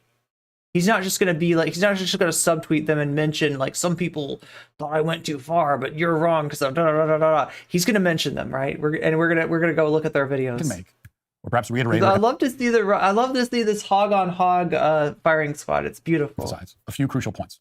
In order to frame those points, I'm going to play a quick montage of some right-of-center media figures and podcasters Here we go. sharing Here their we go. Are criticisms you of my ready? Mulvaney comments. And what you'll hear in these clips doesn't come close to representing the harshest. I think Brett Cooper did too, that have right? been directed at me, but they do capture Rhinos? the basic Yeah. point that all my critics have been trying to make in one form or another, with varying levels of outrage. Listen. Like maybe Tynos, like Tradcons in name only. It wasn't that good. Well, okay, so that is the quartering. Who's on with the quartering? I don't know. Somebody, Vampire something Sydney. Does anyone know who this is? Any ideas? Oh. He was just being mean. Well, I was gonna say, like, what he is saying is actually genuinely like really mean. Parts of Yeah. the whole thing is true. Like, it's not like it's untrue. It's not like Dylan Mulvaney is a male, and he will always be a male. And no matter how much makeup or Facebook, Okay, they're still transphobic as fuck, but right, he was too mean. or whatever, you'll always be a male. This Matt is Walsh was too mean. like a reality. I have a lot of contempt for these people. Like a lot of contempt. You're talking about like woman face people. Vampire Lord Sydney? Is that who? Sydney Watson? You're not talking about Matt. Yeah, right. Well, I guess I've never really watched. I'm somewhat aware of her name. That sounds familiar, but I've never really watched her. I don't really know much about her. Less often than I have contempt for Dylan Mulvaney. I get where he's coming from because like I have so much contempt for these people, and the more that this drags on, and the more that they denigrate females, the more that anybody denigrates females, the more angry I get, and the more contempt I have for people who participate in that in whatever form that comes in. He's posting his L's. Yes, yes, he is. She was on the Vice panel. Oh my god, the one that Polly reacted to. I guess I should get around to that one at some point, right? Right? I don't know if there's a necessity or a point in just being like mean. Here's my take on it is and I obviously I'm much softer generally, but like there's nothing he said that isn't true, but it accomplishes nothing. Okay, so you're agreeing with him, but you're like, don't say it out loud. Don't say it out loud. Like, bury it like a treasure. It does. It's just so mean. Not familiar. Yeah, me neither. Like it won't resonate, and it Yeah, won't Vampire Lord Sydney is what she's called. Is that her like nickname? change minds. Her. Oh, here's Tim Pool. Here's Tim Pool. What's Tim Pool got to say? And I will absolutely say, yeah, it's mean. Yeah, Matt Walsh is being mean. I mean, come on. Matt He's Walsh. a super meanie butt, isn't he, Tim? Will you agree with me that he's a super meanie butt? Walsh insults Dylan Mulvaney as eerie, weird, and bizarre. You can get the point across without saying that. The major divide on this video is whether or not. Okay, so they're still agreeing with all of Matt Walsh's bullshit, but they're saying he's being a super meanie butt. Language was a little too harsh towards Dylan. The Vice panel is awful. Yeah, I mean, like they're trying to do what Jubilee does, but harder. You guys know me. You watch my show. You know how I talk about these issues. I am on the side of this being too harsh, and I know there are many who will disagree with me. But to me, there's no need for vitriol. I mean, do you reckon he's into her? It's Chat.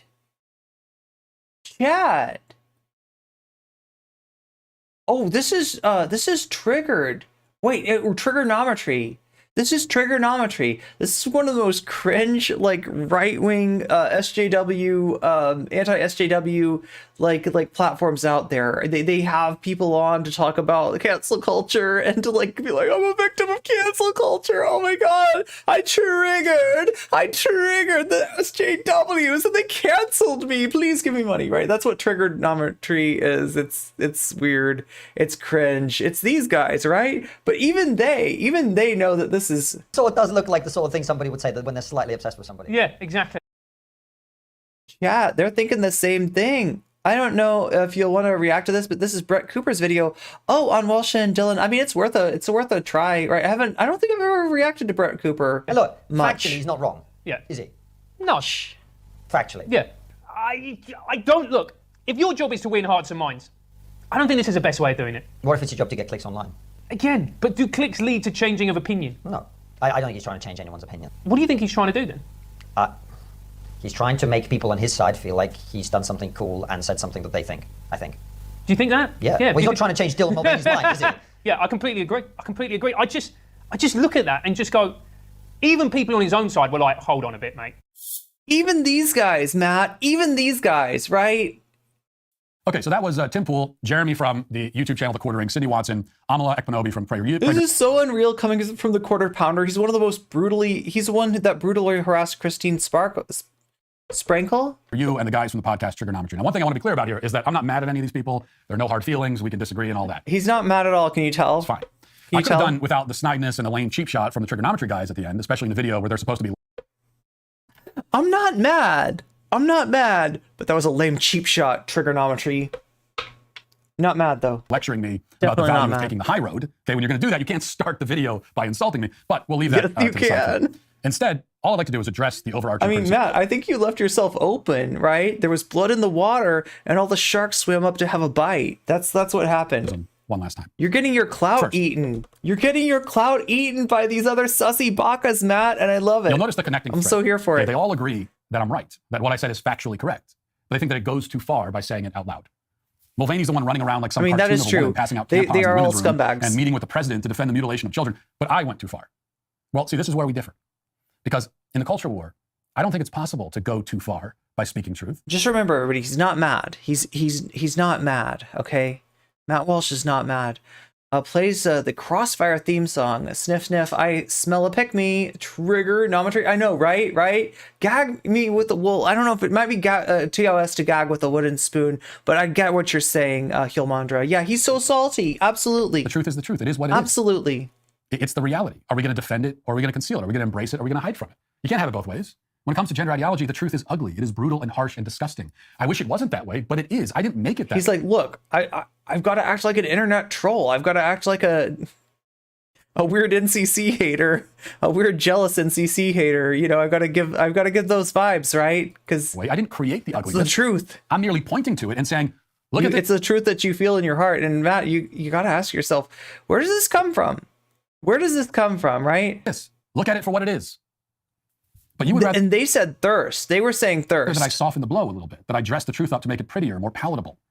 You want me to lie to protect the feelings of our enemies. And make no mistake, Dylan Mulvaney is our enemy. Like, nobody that can get me nobody that looks that cute, could not be like, oh my God. Like, he is our there's enemy. so much cope. He is an open, there's so much cope. Visible, active, and passionate advocate for the abuse of children, the war on fundamental truth, and the destruction of human society as we know it. You wish to defeat this man in a manner that will not make him feel bad about himself, but I'm here to tell you that you are delusional. I'm not going to protect your feelings any more than I'll protect his. You are deluding yourself. But I'm not mad. We got into this position in our culture precisely by valuing politeness over truth. We got here by doing exactly as you would have me continue doing, and what you blame me for not doing. We got here by refusing to speak the plain truth and by allowing the anti-truth brigade to emotionally blackmail us into silence. They use their own mental fragility as a cudgel to beat us into submission. That's the threat, right? And we let them get away with it. Or you do anyway. I won't.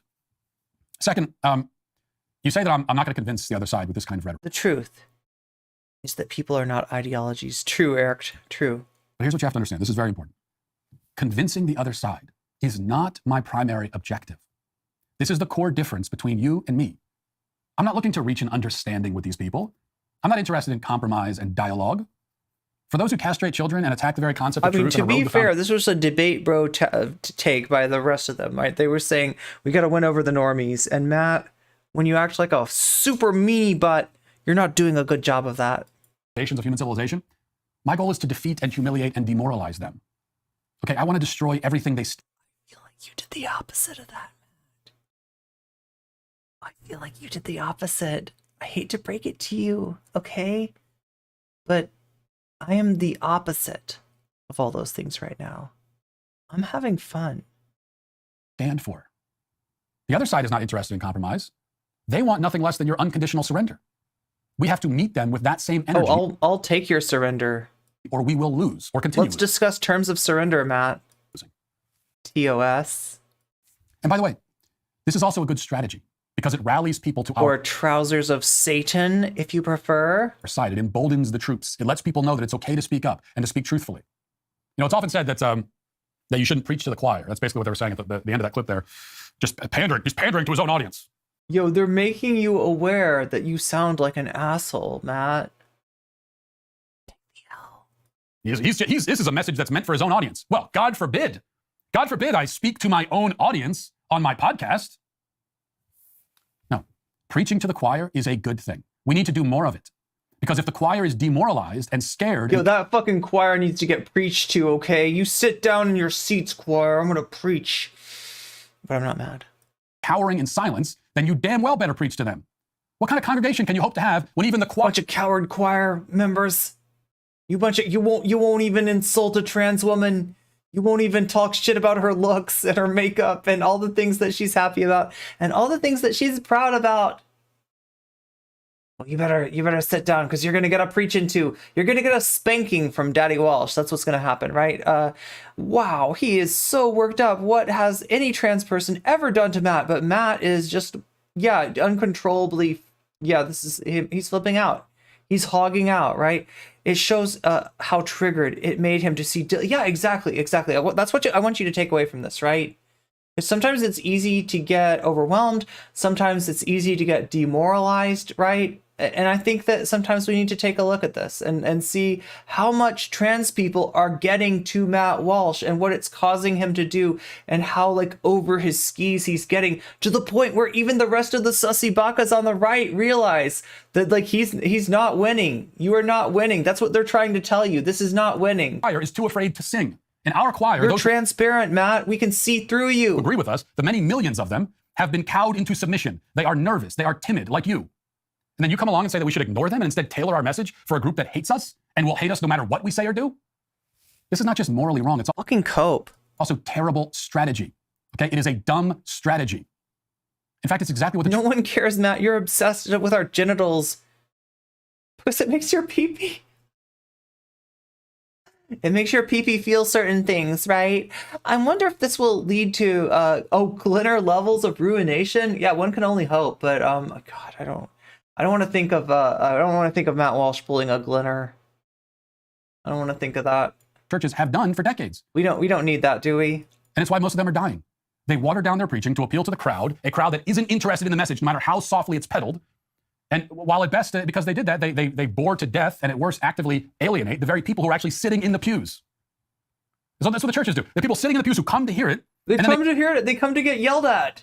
They come to get talked down to by a pedantic, overbearing blowhard like Matt Walsh, yeah? They give their preaching, which is designed to appeal to people who are outside the building and not even sitting there. But the people that are outside the building, they don't come in to hear any more of it. Instead, the people that are actually sitting there get up and leave. Conservatism has made the same mistake. And at what point do we learn the lessons that our own recent history seeks to teach us? Now, you say that we can't win hearts and minds by being nice. Because, by the way, I'm not saying that we're only preaching to the choir. That's not it. We also do want to convince people. But guess what? You don't convince people by being nice. You don't. At least not on a cultural level. I mean, where did you get this idea? Where did you arrive at this conclusion? That the way to win the culture is by being nice. Is that how the left won the culture? Have you been paying attention at all? They have seized hold of our society, indoctrinating entire generations, and they didn't do it with niceness. They didn't win these flies with honey. They did it by being bold and aggressive and by making their opposition's arguments seem not only wrong, but utterly horrific and insane. They didn't win these flies with honey. They won these flies with beer.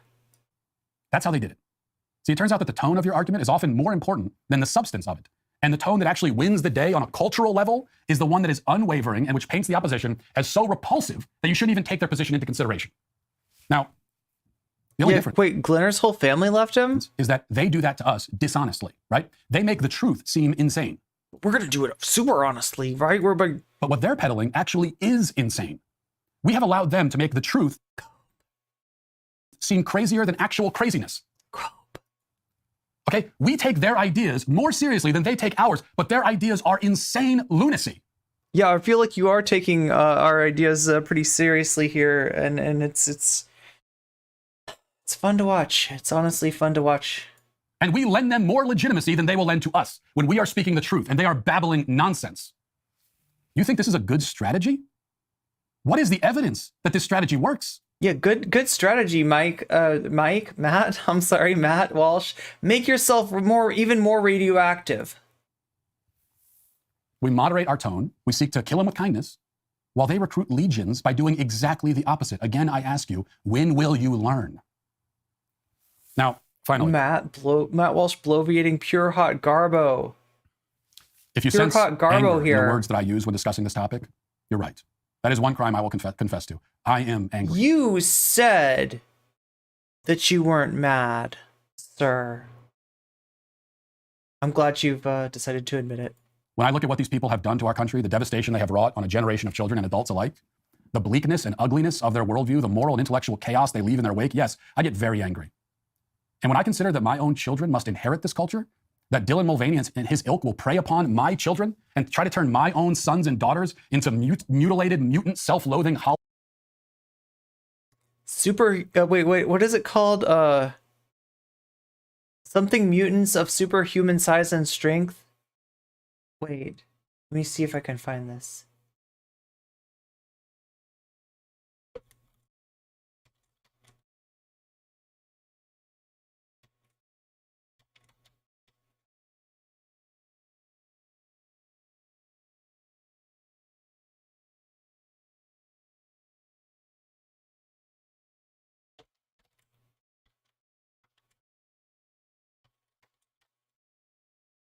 Wait, I gotta see this.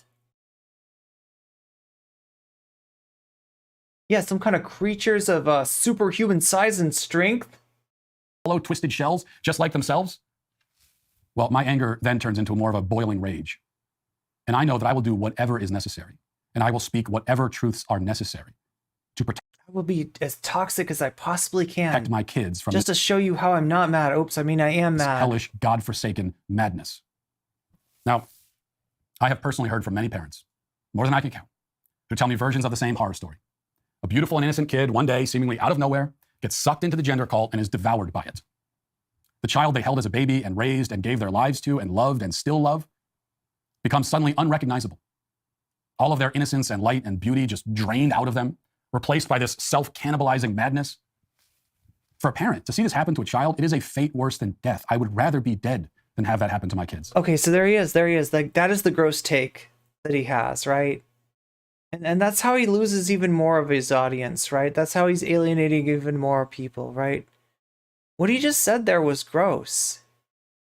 He would rather unalive than have his kid come out as trans. That is disgusting. Oh yeah, no, you're right. Just like Chud Logic, right, was like low key by saying she's gonna take my income away, right? He's low key like, yeah, like I mean I don't know necessarily violence, but basically that's spurring his toxic community to do, bad stuff to Lucy. Like that's what Matt Walsh is saying with this like self-persecutory like language, right? That you're right. You're right, City of Doors. You're right on there. Not owned. I'm not owned. I'm so not owned. So not owned. See, the thing that I most despise about Dylan Mulvaney is that he is part of a movement which actively seeks to turn my children into Dylan Mulvaney. That's why I'm entitled to my anger and to whatever language I use to convey it. I will say whatever I want. He literally can't stop himself to say, and I will be justified in saying it because these people are after my kids and yours and everyone else's. And you're worried that I'm being a little rude? Well, you see, when it comes to my children... A little rude. A little thirsty. A little jealous. The children that I cherish more than my own life. If you think mean words go too far, yeah, then you would be very shocked to hear how far I would really go to protect them. There we go. Trust me, words are the least of it. Yo, TOS, fucking, this is him basically... This is him basically saying all the, the implications. Somebody that said that there was like violent undertones here. They're kind of coming to the surface, right? That's pretty. YouTube, are you really gonna let him get away with this technicality? You know what the fuck he's saying. That motherfucker just advocated violence towards us, and you know it. You're gonna let this asshole do this to your platform. Do this with your platform. Use you to attack and harm us. YouTube, what the fuck is wrong with you? So yes, my words reflect anger because I am angry. But the problem is not that I'm angry. The problem is that you aren't nearly angry enough. And that is why the Be Nice conservatives are finally today canceled. I'll move over to the members block if you're not a member yet. Okay, somebody sent me a Natalie Murray. I believe you sent me something to watch. It's right here. I'm gonna have to copy it. No, that's not how I do it.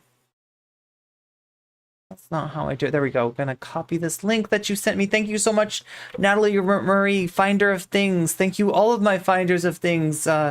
It really helps when you find the things that I'm looking for. So, you know, because I'm not that good at finding them myself, honestly. And, you know, I am most appreciative of your services, of your skills in moments like this. Okay, let's take a look and see what Brett Cooper has to say about the situation, okay?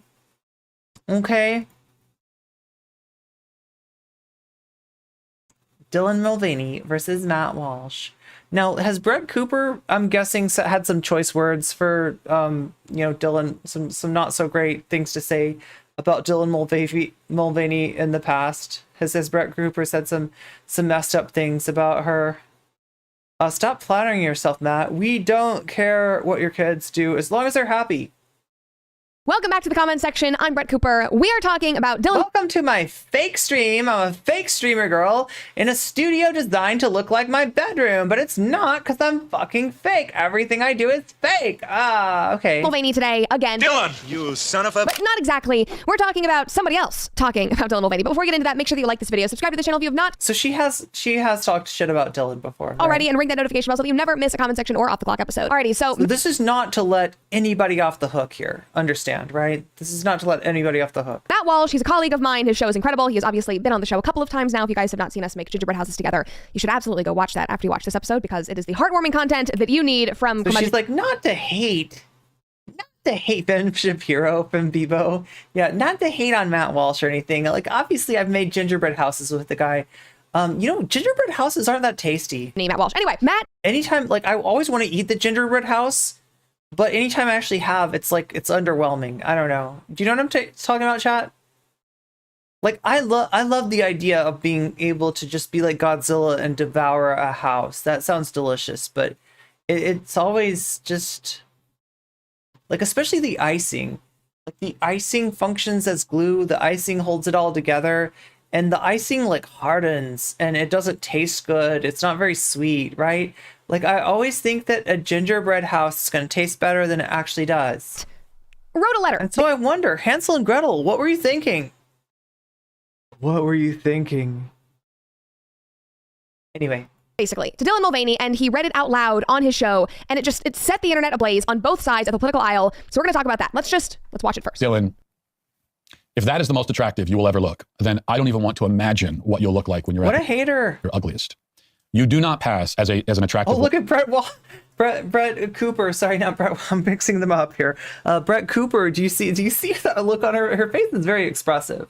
Woman or as a woman at all. He does have that going for her. Even with 50 pounds of makeup and plastic surgery and clever lighting tricks, even then you still cannot escape what you really are and what you will always be. You have successfully shed whatever parts of you were masculine, perhaps, at least on the surface. Nobody would ever describe you as masculine or manly, so you've got that going. But your femininity quotient has not increased at a rate commensurate with the loss of your masculinity. You may not be masculine, but you also aren't feminine. Instead, you are weird and artificial. Okay. You are manufactured and lifeless. You are unearthly and eerie. You are like some kind of human deepfake.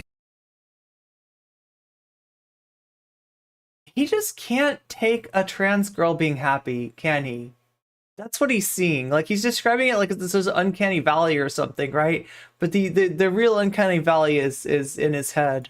That's what you are. You are a man deprived of all the best qualities of men, but without any of the best qualities of women. Even your personality is contrived. Everything about you is fake. Nothing about you rings true. Nobody buys the act. What a hater. You'll never be accepted as a woman by anyone. Never by anyone. Even the people who pretend to accept you as a woman are only pretending because they're afraid of being lectured if they don't.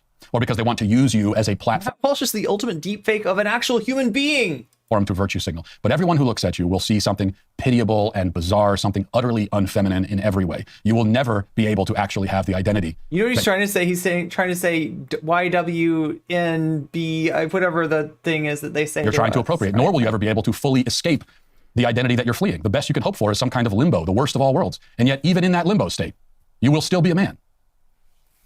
Just not one that any of us can respect. This is super villain, like this is comic book villain dialogue. Like what the fuck, dude? You should be in a second-rate shonen manga. Take seriously. Like you would get cut from JoJo's, like right? If you put Matt Walsh in JoJo's, like he would be the villain that Araki cuts. Like Araki's like, yeah, not really doing it for you. But other than that, champ, you're doing great. What would Matt Walsh's stand be, by the way? Did he lie? No. I mean, that was like the most Matt Walsh thing I have ever heard. Now, Media Matters, who watches Matt Walsh like a literal hawk, they first pulled the video, they clipped it, they posted it on Twitter, they made it go viral. He started. Wait, is she going to defend him? It says, did Matt Walsh go too far? But it could easily be clickbait. Clickbait? Trending shortly after with Aunt Jemima, which pleased him greatly, but you see him here. This was a couple of days ago during the weekend. But then something weird started to happen. Not only was the left mad at him, but the right started going after him as well. They said that he was too mean, that this was uncalled for. They like him usually, but this was a personal attack. It's not productive. Somebody said this is unproductive and mean. You can speak out about gender theory and transing kids without stooping to... Is she going to duck ride? This level. Dylan does pass. I'm no fan of her work, but this is why conservatives lose the culture war. Stick to the issue, not the personal attacks. No, you are explaining why conservatives lose the culture war because you are bending the knee. You are why conservatives lose because you are too nervous to offend people. You're saying that Dylan does pass. You're calling him a her. You are feeding into the lies and the narrative. You are...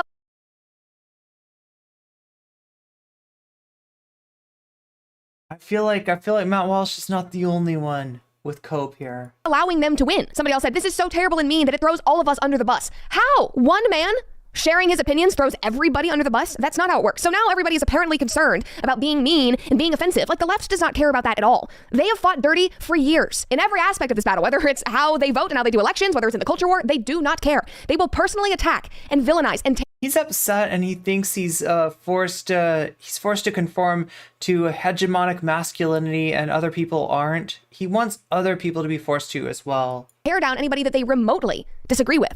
And you're upset that Matt Walsh has an opinion about somebody who is incredibly controversial. This is not some person that nobody knows. This is a very, very, very successful public figure. I'm not saying that... This is like a Twitch poll person being like, no comment chick is a known quantity. How could you, dare like have a problem with us? Like, like, I don't know. This is just like, what, like, is that what she's trying to say? Like a very well-known person. So it's totally okay for him to be like a complete asshole here. They don't look. Libs of TikTok never cared about if they were attacking unknown people, if they were attacking people who are not public citizens, people who had the gall to make a TikTok video, or even not even that, people that were filmed like on the street against their will and stuff like that, right? They have no problem doing that, right?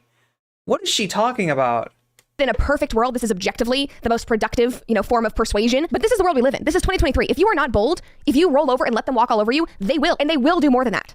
We're soft, and that's why we've lost. Seth Dillon from the Babylon Bee had a hysterical response to all of this, and he said, be super nice to the people who would harm little children and lead them astray. If you become angry and rebuke such people, you may in turn upset them, making compromise more difficult. Matthew 18:6 revised, transcend. Yeah, damn. You're gonna wait, Matthew 18:6? Yo, Jesus does not want you to try to tear down a trans girl's self-image, right? I don't know where you fucking got that shit. Right? Jesus was mean to exactly one group of people, and those were the people the money lenders in the temple, right? I don't know how the fuck you're gonna get to how are you bringing Jesus into this, right? Oh, are they trans sensitive? Okay, anyway. Sensitive version. But it wasn't just random anonymous people on Twitter that found fault with what Matt had to say. Tim Pool and The Quartering and other people that we work with, we're usually aligned with, we share audiences with, they were also angry at him. Here's a bit of a montage that Matt put together of just some of the things they were saying about him. Look, no, they weren't angry at him at all, okay? They thought he was giving up the game, right? They thought that he was being a feeder, all right? They were concerned that the things that he was doing, acting in spite, acting in anger, were actually helping our side, which they were, right? I mean, I hate to say it, this is the one time you're going to hear me say Tim Pool was right.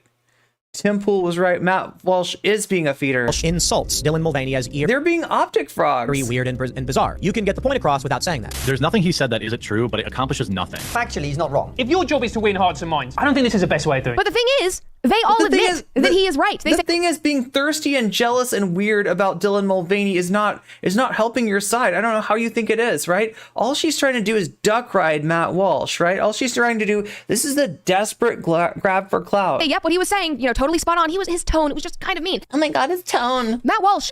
Too mean. He's not mean. I know the guy. You guys only see him on his podcast, but even you watching him can tell he is a good man. Maybe what he said okay isn't nice, but that doesn't matter. This issue is bigger than being nice. Text it out. Matt is a father, first and foremost, and he will do anything to protect his kids from this culture that promotes them mutilating their bodies and hating their parents and believing that they are oppressed and inferior. Yo, I feel like the biggest chance of Matt hating his parents is coming from Matt himself, okay? He's going to do everything he can. He is so fucking easy to hate, right? To stop that from happening, which he expertly... No, he's going to do everything that he can to ensure that from happening. Being an asshole like that, right, is a great way to get your kids to hate you.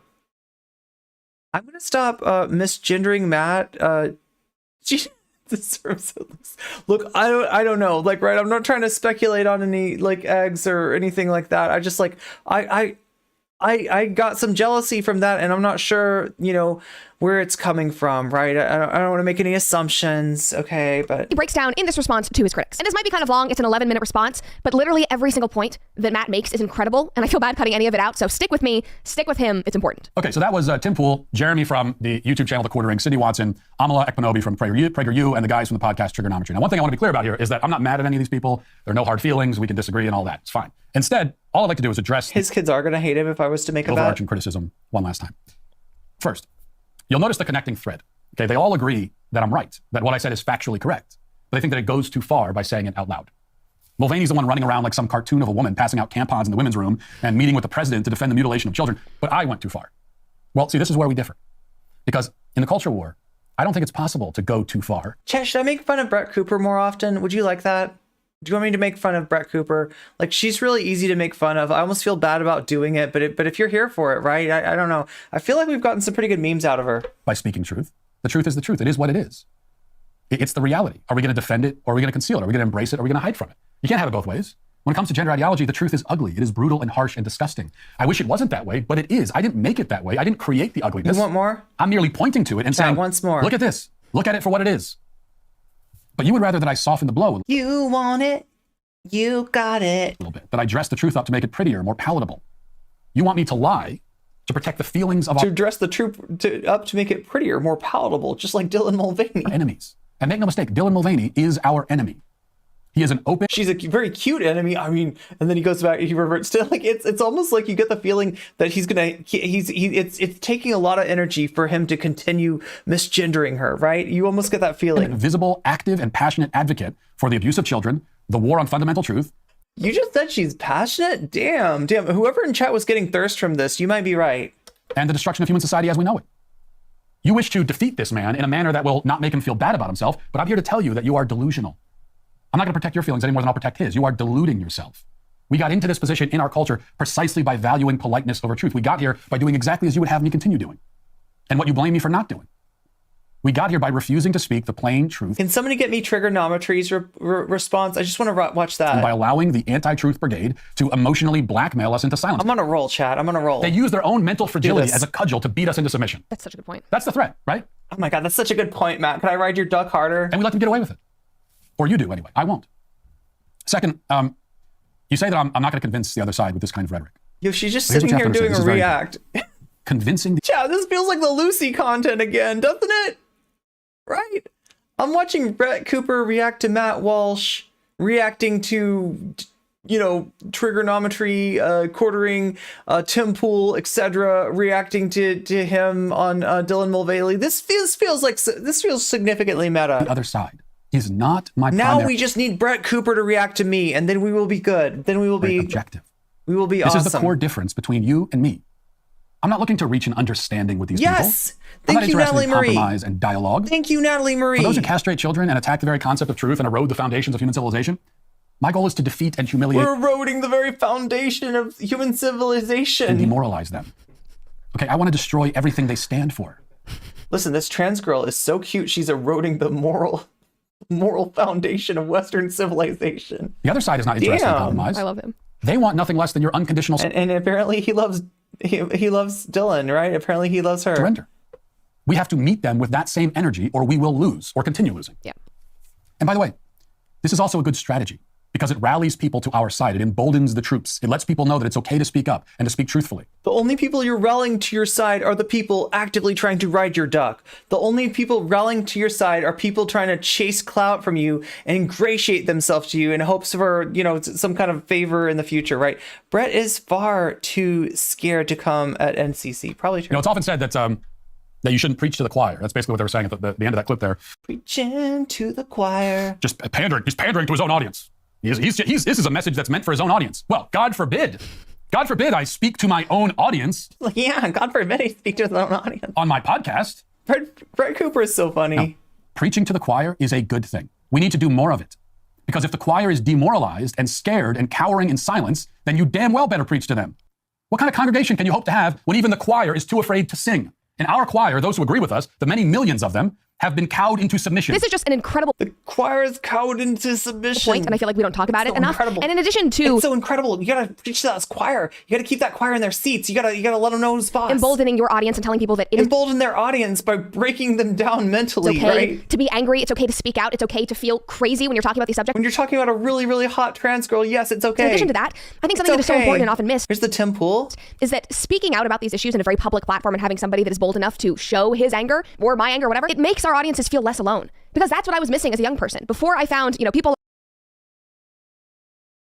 This is some weird shit. Oh, you felt very alone. I was alone in my transphobia. Like Matt Walsh, before I found people that I look up to, I thought that I was crazy. I thought I was crazy when I was jealous of trans girls and how pretty they were, because right? Everybody around me was telling me that I was a racist, that I was awful, that I was transphobic. I didn't know where to turn. And then I finally found voices that I kind of looked at as mentors who told me this is okay. He's like, yeah, I'm jealous as fuck of Dylan Mulvaney too. You're not insane. You're not insane. It's totally normal. You just live in LA and go to UCLA and are surrounded by ridiculous people. It's so important to... You're not insane. You're just Myron. Be relatable. It's okay. It is so important to say, it's okay. You are not the problem. There are so many people out there who it's also okay, think that Brett, this is... You are not the problem. Absurd and that common sense is gone. When he says things like this and posts videos like this, he is emboldening the silent majority to become the vocal majority. The silent majority of jealous bitches. To get people to rally, to stand up and stop being afraid. And that's incredibly, incredibly important. And then you come along and say... Come out with your jealousy, yes. We should ignore them and instead tailor our message for... Come out with your thirst, yes. ...a group that hates us and will hate us no matter what we say or do.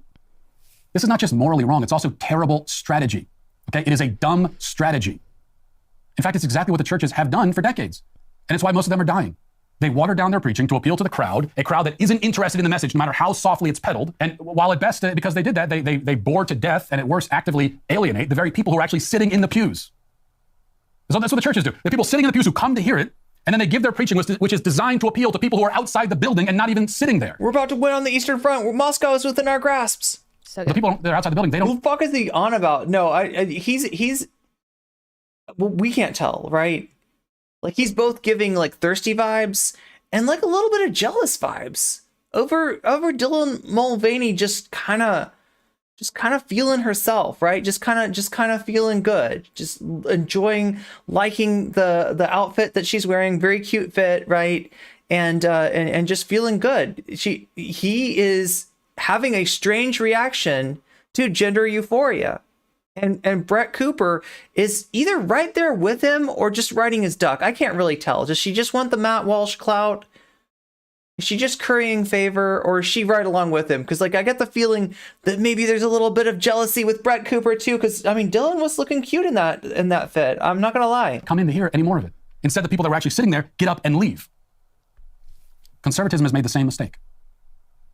And at what point do we learn the lessons that our own recent history seeks to teach us? Now, you say that we can't... A little bit of both from her. ...win hearts and minds by being nice. Because, by the way, I'm not saying that we're only preaching to the choir. That's not it. We also do want to convince people. But guess what? You don't convince people by being nice. You don't. Imagine being that person that wants Matt Walsh clout. At least not on a cultural level. I mean, where did you get this idea? Where did you arrive at this conclusion? That the way to win the culture is by being nice. What were you thinking? Is that how the left won the culture? What were you thinking? Have you been paying attention? Where did you get these ideas? At all? Have you been paying attention? They have seized hold of our society, indoctrinating entire... They have seized hold of his libido is what they've done. Yeah. And they didn't do it with niceness. They didn't win these flies with honey. They won it with Dylan Mulvaney's Smoking hot outfit, yeah? By being bold and aggressive and by making their opposition's arguments seem not only wrong, but utterly horrific and insane. That's how they did it. See, it turns out that the tone of your argument is often more important than the substance of it. And the tone that actually wins... The tone that wins is apparently like thirsty and salty, like a combination of the two. On a cultural level is the one that is unwavering and which paints the opposition as so repulsive that you shouldn't even take their position into consideration. It's so good. I also want to point out that I hate that everybody is fighting over niceness. I don't care about niceness. I do think it is important with many of these subjects to have empathy, because we are talking about human beings, especially when it's children that are being duped into this. I think that's incredibly important. But you can have empathy and still be harsh. You can have empathy and not mince your words. Like on a cellular level, I care. On a cellular level? What are you talking about? Jesus Christ. About people, because I don't want our culture to be crumbling because of a bunch of people that... A cellular level? What are we talking about? Action potentials? Have issues. I obviously don't want them to be dealing with issues, but you don't have to mince your words in order to get that across. This is a great response. Isn't it? That's why I thought I wanted to have the whole thing. It's good. The only difference is that they do that to us dishonestly, right? Wait, what was that Ben Shapiro? Wait, was that somebody from in the booth talking to her? This is a great response. Good react, Brad Cooper. Right? What was that? What was that? Crystal Eyes. Thank you. Thank you for the follow. What's up, Geek Prime? You want me to lie? Well, that's what fascists do, Matt. This isn't funny. The only reason she has a career is because of her brother Ben Shapiro. Yeah, yeah. I mean, I don't know. Is she okay? She's not really Ben Shapiro's sister, though, right? Am I right about that? That's not. There's no relation. Just, I guess, a similarity. A lot of people comment on. Am I right? They make the truth seem insane. But what they're peddling actually is insane. We have allowed them to make the truth seem crazier than actual craziness. Okay? And the truth is, I am crazy turned on by Dylan Mulvaney's gender euphoria, apparently. We take their ideas more seriously than they take ours, but their ideas are insane lunacy. And we lend them more legitimacy than they will lend... kind of insane lunacy that really gets him going. To us, when we are speaking the truth, and they are babbling nonsense. No relation, but yeah. You think this is a good strategy? What is the evidence that this strategy works? None. We moderate our... You're so right, bestie. We seek to kill them with kindness, while they recruit legions by doing exactly the opposite. Again, I ask you, when will you learn?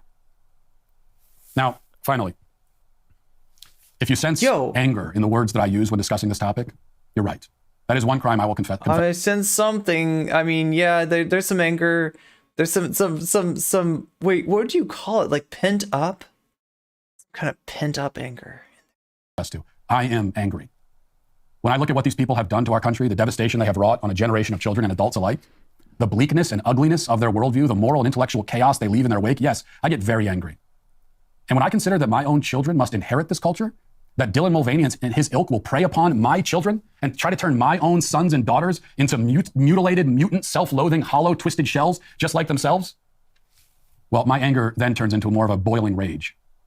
And I know that I will do whatever is necessary, and I will speak whatever truths are necessary to protect my kids from this hellish, God-forsaken madness. So good. Now, I have personally heard from many parents, more than I can count, who tell me versions of the same horror story. A beautiful and innocent kid, one day, seemingly out of nowhere, gets sucked into the... You can do whatever's necessary. That's right, Monostradamus. Gender cult and is devoured by it. The child they held as a baby and raised and gave their lives to and loved. And okay, no, I wanted to... Does anybody know there's a TikTok, right? So, I think it's a TikTok, right? Somebody took these words that he's about to utter, right? And it was a trans woman, right? And they showed themselves living their best life, feeling that euphoria, right? To his words, right? I don't know if we can find this. Still love becomes suddenly unrecognizable. All of their innocence and light and beauty just drained out of them, replaced by this self-cannibalizing madness. For a parent, to see this happen to a child, it is a fate worse than death. I would rather be dead than have that happen to my kids. Okay, this is something here's where it gets monstrous. Yeah, this is like it's like, so he says he would rather be dead, right? And so it says he's kind of, self-persecutory here, but he's invoking that, he's invoking that concept for a reason, right?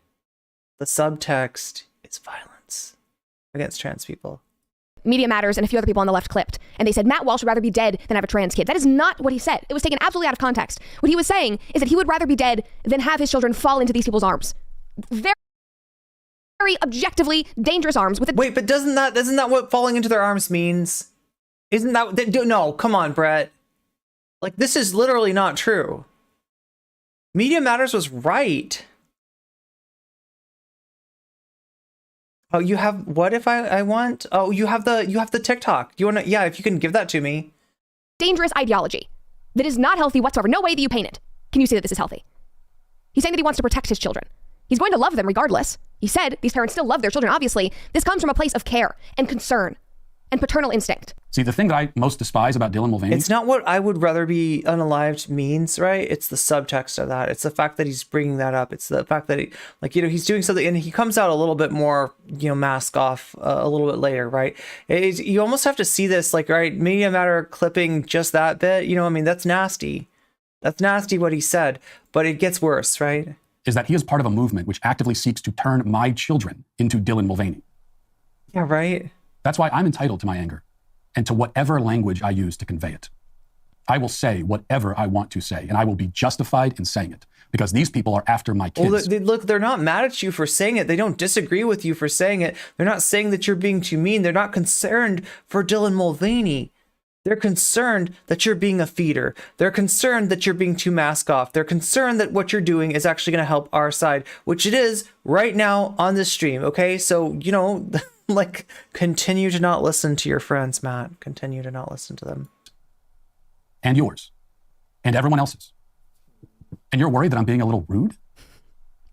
Well, you see, when it comes to my children, the children that I cherish more than my own life, if you think mean words go too so far... he's talking about a famous trans TikTok creator. She posted a TikTok where she was like she was really happy about the outfit that she was wearing. She thought it was really cute. She was showing it off, and this just set Matt Walsh off so bad, right? That's what we're seeing. Then you would be very shocked to hear how far I would really go to protect them. So good. Kids are gonna hate him when they're growing up. Yeah. Trust me, words are the least of it. He's making, basically, like, no, he gets set off, right? And that's what Tim Pool and Trigonometry and the Quartering and all these other sussy buckets, all these other right-wingers who absolutely said, no, he's right about, you know, you're right, Matt, but you can't say this. This is not helpful. You're not helping us. Like, you responding in the anger that apparently they all feel, the hatred that they all feel, and I don't know, maybe a little bit of the thirst as well, because, like, I mean, there's some weird emotions mixed up in here, right? There's some stuff going on with Matt Walsh that I cannot even begin to explain. But wait, they're saying that he's, you know, he's gonna lose. They're saying that he's handing us the W, and they're actually right? And that's why this is so great to see. So like, yes, this is why I like to watch this stuff, right? It's my words reflect anger. You got the resident sleeper in chat? Because I am angry. I got But the problem is not that I'm angry. The problem is that you aren't nearly angry enough. And that is why the Be Nice conservatives are finally today canceled. I mean, that was the greatest response to public criticism I have ever seen. But it was not only that. I mean, this was a masterful rallying cry and thesis to an entire movement of people that are concerned. Keep writing that duck. Concerned about the next generation, about the future of their children. Keep writing that duck, Brett Cooper. Concerned parents, young adults like me who look around and do not recognize the world around them. It was incredibly empowering. And I don't know how you can watch that. Look, if Matt Walsh's wife leaves him, you know, Brett Cooper's got next. Brett Cooper's got next. And obviously not aligned with it. This is her calling dibs. And sense some common sense, but also... This is her calling dibs on that duck. Oh, look at him and think that he's too angry. I think one thing that Matt Walsh does incredibly well is that he is so level-headed. His words, he does not mince his words. He does not pull punches, but he is level-headed. He does not get inflamed. If you're so concerned about the words that he's saying... He admitted he was mad.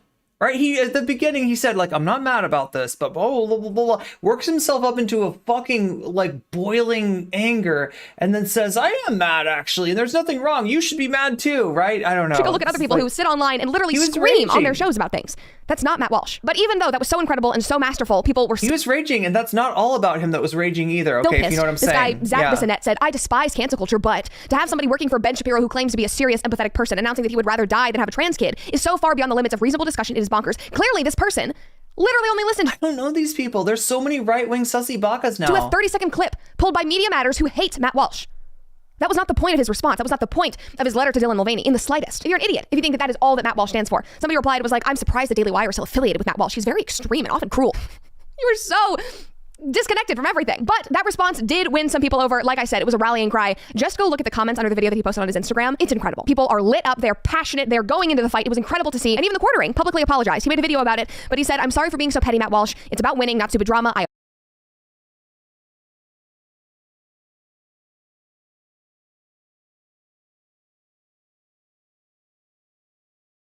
apologize." He deleted the tweets that he had made because he and Matt had been going back and forth. And I think that this is a fine way to do it because in a free country, you are allowed to have. I need those tweets. I need those tweets. I need those deleted tweets. Oh my God, I hope somebody got those. Differing opinions about how to handle something. That's totally fine. But tearing into Matt Walsh, who objectively has done more for this issue than anybody else, it's absurd, especially for something as ridiculous as tone. He's done more fucked up shit to trans people than anybody else. How could you dare? About Dylan Mulvaney a lot on this show. Some of my most viewed episodes are about Dylan. And I've been open about the fact that prior to transitioning, I loved Dylan's videos. He was cute and spunky and silly, this like funny little gay guy who would do comedy videos. I watched them a lot during COVID. It was fun.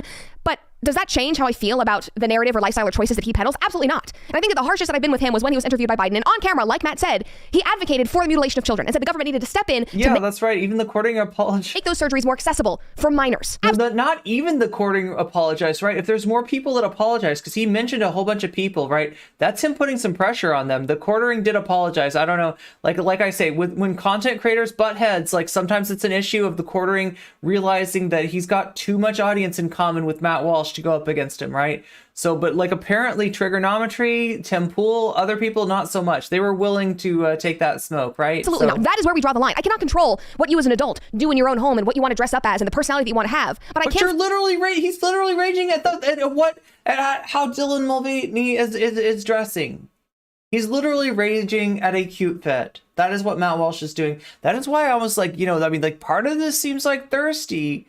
But like part of this seems like salty, part of this seems like jealous. And I don't even want to speculate on where that's coming from, right? I don't even want to go there, right? I fight to stop that happening to children because it is literally criminal. Quartering is an outrage merchant, true. It is sick, it is awful.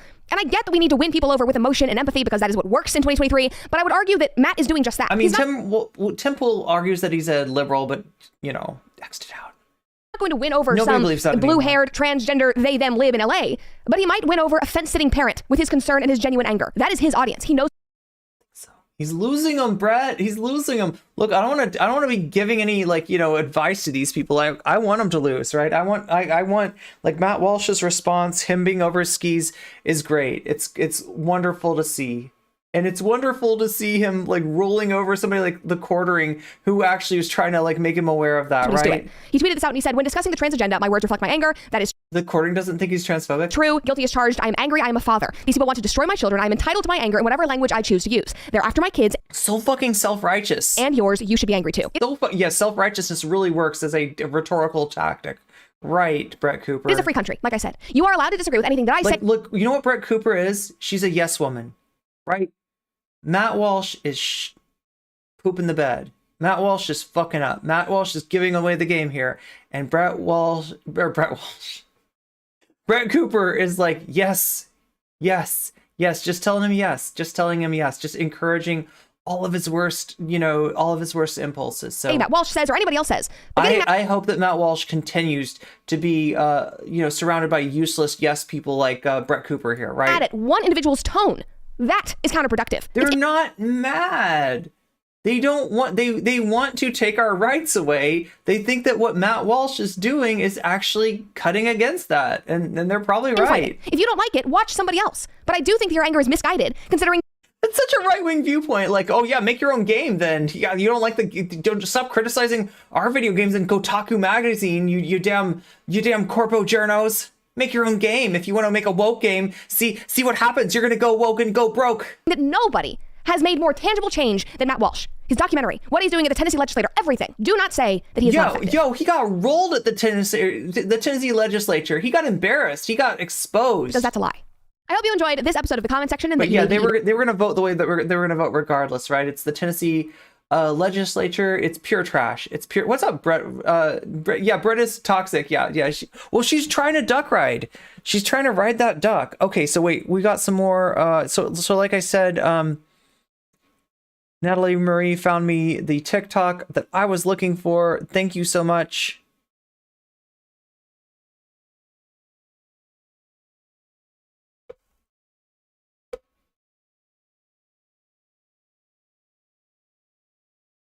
Let's take a look at the TikTok really quick.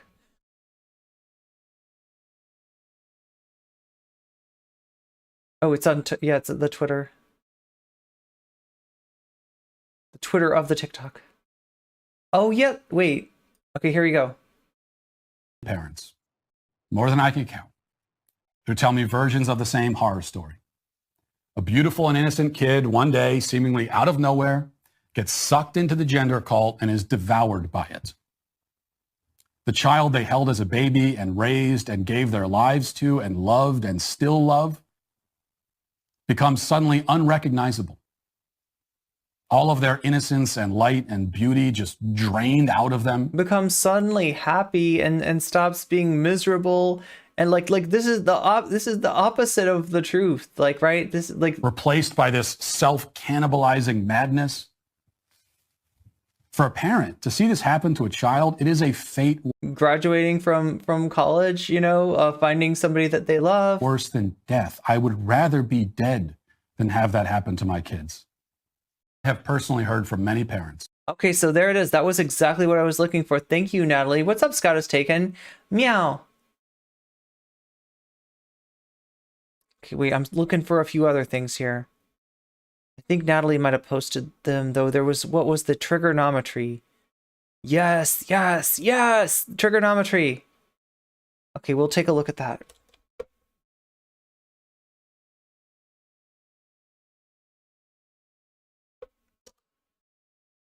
I need to just start bookmarking these things, right? Downloading them or screen capping them or something, right? If only I had a file system, chat. If only I had a file system to keep everything straight, to keep everything collected, to keep everything organized, right? To keep everything cataloged. God. If only I had some sort of, I don't know, some sort of clan ops or something like that, right? But no. I don't think that's how it works, mate. Dylan, if that is the most attractive you will ever look, then I don't even want to imagine what you'll look like when you're at So your this is ugliest. trigonometry. They are cringe as fuck. They are super duper cringe, right? You know, they're exactly what they sound like. They just have right wingers on to cope and bitch about cancel culture and talk about the triggered SJWs. You know, like this is like this is an idea whose time, right? Like I swear to God, the last time I saw trigonometry,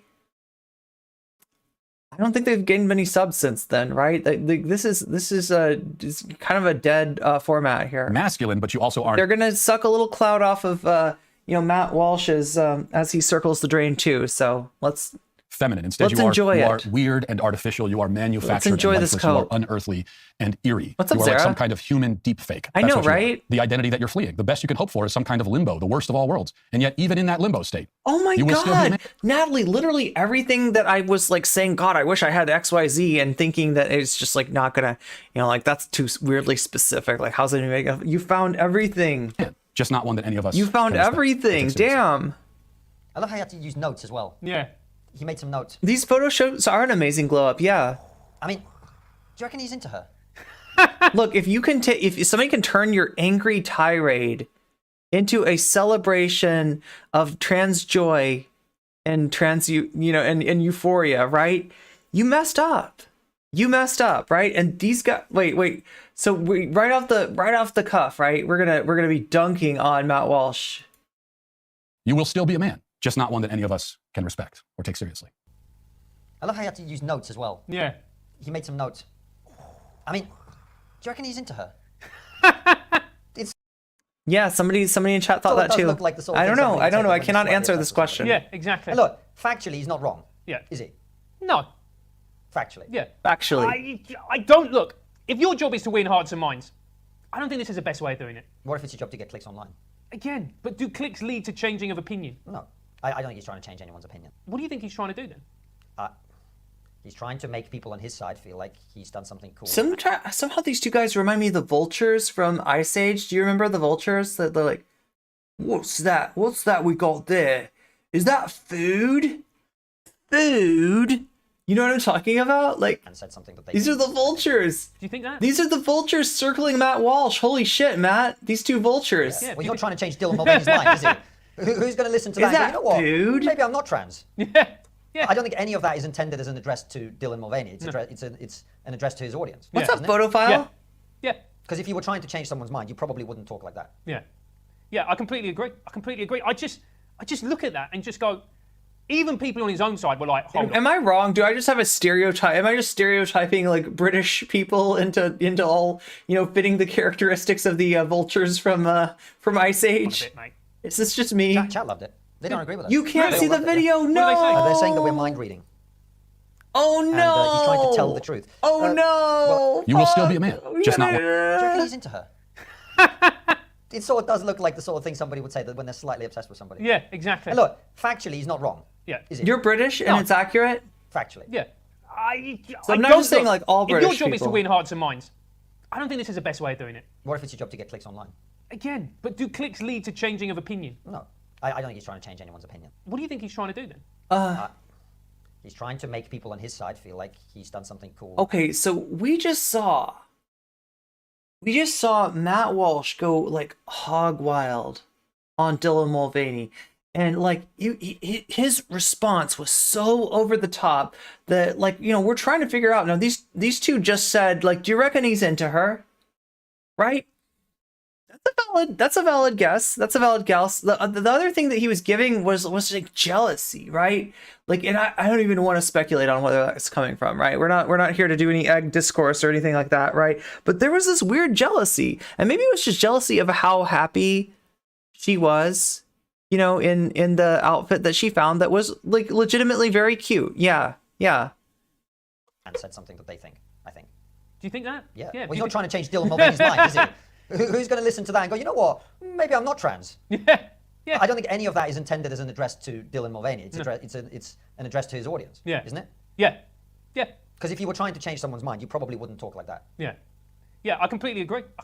I just look at that and just go, even people on his own side were like, hold on a bit, mate. Chat loved it. They don't agree with us. Really? They all loved it, yeah. What do they say? They're saying that we're mind reading. And he's trying to tell the truth. This is the kind of shit that like people coping in my chat like sometimes tell me, right? Well, None as of know, you, we've of been telling the course. truth as well. Yeah. We've interviewed Matt, but that was mean Yeah. and nasty and mean-spirited. Am I sometimes mean and nasty and mean-spirited? Yeah, but I'm not proud of it. And I don't think that's the way that you advance anything, personally. Yeah, I think the problem is that all that type of rhetoric does is just drive a He's not mean. He's equal based. wedge between opposing factions. The guy on the left, yeah. And actually, if you have the same message but you make your tone more conciliatory I hate that we're making trigonometry look good here, but it's, you know. and more accessible, then you would stand a better chance of your message succeeding than by using that type of But language. again, it depends on your definition of success. If your definition of success is to make people feel good about agreeing with you, is to advance your narrative with the people that already think like you, is to get attention, is to dunk on somebody who your side and your team dislikes, then I'd say he's very successful. I mean, like I say, people in the chat are very, like, they're totally on board. They're like, yeah, but Dylan Mulvaney is, you know, disrespecting women all the time. Don't disagree with you. You know that. But they're like, you know, look, it's we're one of just those as things that is a transphobic as the constant rest debate, of like, you, do fight fire, okay? or do you try and reach out to people? And I think I personally, increasingly, am trying to reach across that divide rather than pandering simply to the people that already agree with me. Doesn't mean other people should, but I certainly feel that way. Yeah, I don't think, ultimately, I genuinely believe that most people feel this. We want a society that is more harmonious. We want a society where the rancor, the resentment, the anger is toned down, and we can live in a society that is more civil, where each side is prepared to actually say what they think and listen. That's ultimately, I think, what everyone wants. Or not what everyone wants, the vast majority of people want. I don't see how that can be achieved through this type of rhetoric. Someone says not sticking up for women is not civil. Well, I think of any YouTube channel that you could name. I mean, I haven't watched every YouTube channel on YouTube, obviously. I have done my research, mate, 'cause I'm a professional. Wait, it confused me for a second. Not sticking up for women. They mean, like, suppose, like, somehow they look at like, attacking trans women as like, sticking up for cis women or something like that, I guess. We've done a fair bit in terms of talking about trans and its impact on women and girls and young people in particular. So I don't think either Francis or I could be accused of not standing up for women, or for the truth, by the way. So it's not about that. I think it's much more about how do you do it. And when it comes to the trans issue, I actually, you know, Kelly J. Keane, Posey Parker, she changed how I think about it, because I think clarity and precision is extremely important. But, you know, how many people, like, those of you who agree with Matt are obviously going to agree with it, right? But how many people who are on the fence are going to be converted by that intervention? I mean, he was very likeable whilst he was delivering it, mate. I was there going, the man's charm is off the scale. you know, there is a way to do these things where you can be clear and precise. I mean, even I would say even Posey Parker is much more diplomatic and you know, civil about the way that she communicates about these things. And look, Matt's allowed to say whatever he wants to say, but from my perspective, I don't think that's the way you advance the conversation. To me, that's why Helen Joyce is so much more effective on this particular subject than Matt is, because Helen delivers what she has. I feel like we're listening to like wine tasters of transphobia, like compare different bottles. Like, you know, just be like, this vintage was so trashy. I prefer this vintage over here, right? To say, she doesn't hold back. She has her message. She says it, but she doesn't use. She's got a wonderful bouquet. Rhetoric and words that are inflammatory and are designed to antagonize. Yeah. She just goes, here are the facts. This is what I think. This is why I think it. Here you are. And plain and simple, it's an honest wine. Ali a good wine. says it's not about converting anymore. It's about stopping this nonsense. Okay, fine. How is that video contributing to stopping this nonsense? I'm open to being persuaded, genuinely. Like, Explain you know, to me the mechanism by which doing that video. These guys are obviously big connoisseurs of transphobia, but like, I mean, they you know, point stands. Stops the nonsense. And also, so if you by nonsense you mean trans people in women's sports, by nonsense I imagine you mean the transitioning of children. By nonsense you mean we're talking about yo, if it's Matt Walsh, he means a lot more than just like whatever the fuck kind of, you know, the shit that you said, which is still horrible, right? Is just like milk toast compared to Matt Walsh. Oh my god, chat, I've got you know what I want is I want cheese puffs. I don't know why I want cheese puffs right now. Rapists and female prisons. Male rapists and female prisons. How is that video? Yo, what the fuck? What the fuck? You're looking at like you see a trans woman being put into a women's prison, and the first thing that comes across your mind is rapist. Now, granted, that shit goes on in prison a lot. All right, that shit goes on in prison every day, but it's not trans women doing it. Okay, it's not trans. It's stopping any of that. These people don't care about violation of sexual autonomy in prison unless they can somehow demagogue and hurt trans women. Unless they want to send trans women to men's prison, right? These people obviously, they want more rape, not less rape, right? That's what they're asking for. I don't follow. How is it stopping the nonsense? It doesn't Creeps. make any sense to me. But again, Absolute creeps. How is having a go at an individual person who I don't like and whose behavior I don't I have like. some literally right here. That's the part of it that I don't really follow. Because some cheese I'll be honest, cheese if I puffs. thought that video was going to stop the nonsense, if I thought that video was going to stop 1% of the nonsense, I wouldn't give a shit that it's mean and nasty. They're on his side. They're pursuing the same fucking transphobic course as he is. They just think that he's feeding, and they're right. They're right. He looked ridiculous. I agree with you, stopping the nonsense is important. But I don't think that's what stops the nonsense at all. What I think it does is it makes people feel good about someone they hate being dunked on. And having yeah, exactly. Trans people are more likely to be the target rather than opinion regurgitated back for them in a way that makes them slightly happier that somebody's articulated. That's it. I don't think it's advancing. But just to show you, these guys don't care about that. These guys do not care about people having their autonomy violated in prison, right? That's. And look, think about the rhetoric that people These are conservatives, that people okay? use against TERFs. And I'm using that word because that's a word that side of the argument uses. They're mean, they're nasty, they're cruel, they're hateful, they're unfeeling. Right. Well, that will convince them otherwise, mate. Yeah, exactly. They'll look at that and go, you know what? That's a man who cares. I actually think there's a much bigger risk that things like that perpetuate the nonsense because it's the easiest thing now for anyone who is pro all of this nonsense to go, well, this is the face of the opposition to what we're doing. Yeah. Right? When there are plenty of, as we discussed, far more reasonable people who are opposed to it, who are actually being taken seriously, who are actually going into major institutions and pushing back against this stuff in a way that is seen as constructive. Whereas if all people think about when they think about the pushback against the excesses of trans ideology is something like that, a lot of people are going to be turned off from even engaging with it. Yeah. Right. And this is the reason why so many of our interviews about the trans issue, I think, trigonometry is cancelled. True. Presented in that way. Like our first interview with Posey, she doesn't say anything hateful. She's just very, very clear. She's very direct. She's not mean or nasty or mean-spirited. You can see that she's coming from a place of compassion. And just a second, Chad. I want to. She's just calling out the ridiculousness of it all. I don't think so. Actually, I think we all know what the ridiculousness of it is.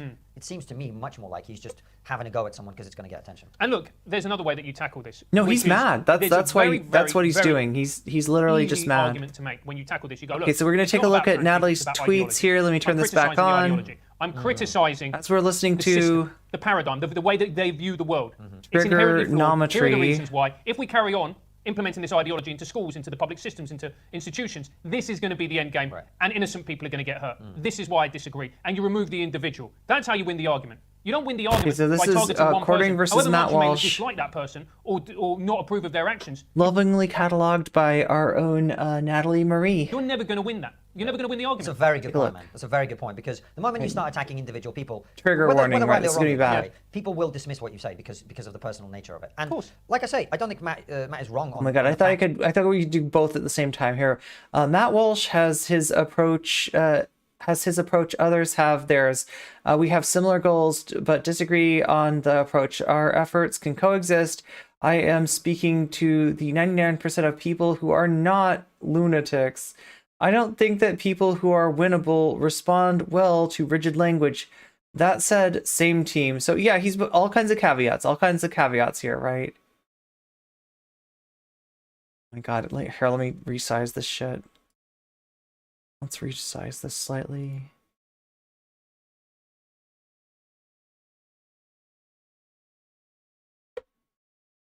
No, there we go. There we go. Now you can see. Now you can see better. Sort of. Oh my god, I'm just gonna have to like completely. There we go. There's the quarter pounder. Okay, so every single conservative needs to listen to this Matt Walsh blog clip. You are delusional if you think that playing nice will get us. Okay, so somebody agreeing, duck riding, quartering, beg to differ. People saying being an insufferable asshole is somehow the only way to win are basing this on literally 0 wins. They are 100% convinced that being kind has failed them, but there is no evidence being a hardcore dickwad is effective either. Ooh. Wait, so he's getting some pushback from Matt's fans here, right? There's Matt Walsh, so you'll describe me as an insufferable asshole, but then whine when I use harsh language against trans activists. Also, if you think that I have literally 0 wins on this issue, you really haven't been paying attention. Amazingly oblivious claim. Okay. Matt, you seem really sensitive about this. You've been tweeting endlessly about it. Made a video about it, and now here you are again. If I had to guess, the light criticism from people who usually align with you must really be eating at you. It must ring true to you. Okay, so that's the quarter pounders clapback. I don't know. It feels like here's the Matt Walsh's response. I think this is an important conversation. You tweeted for weeks and made multiple videos about your. Whoa, this sounds like a Twitch politics ad, doesn't it? You made multiple videos, didn't you? Like this is like you made multiple videos about Keffels. You made multiple videos about like Vaush, right? We have different ideas about what's important. I'm also confused how insufferable asshole is a light criticism when what I said about Mulvaney was too mean. Okay, so that's the back and forth between Matt Walsh and the quartering.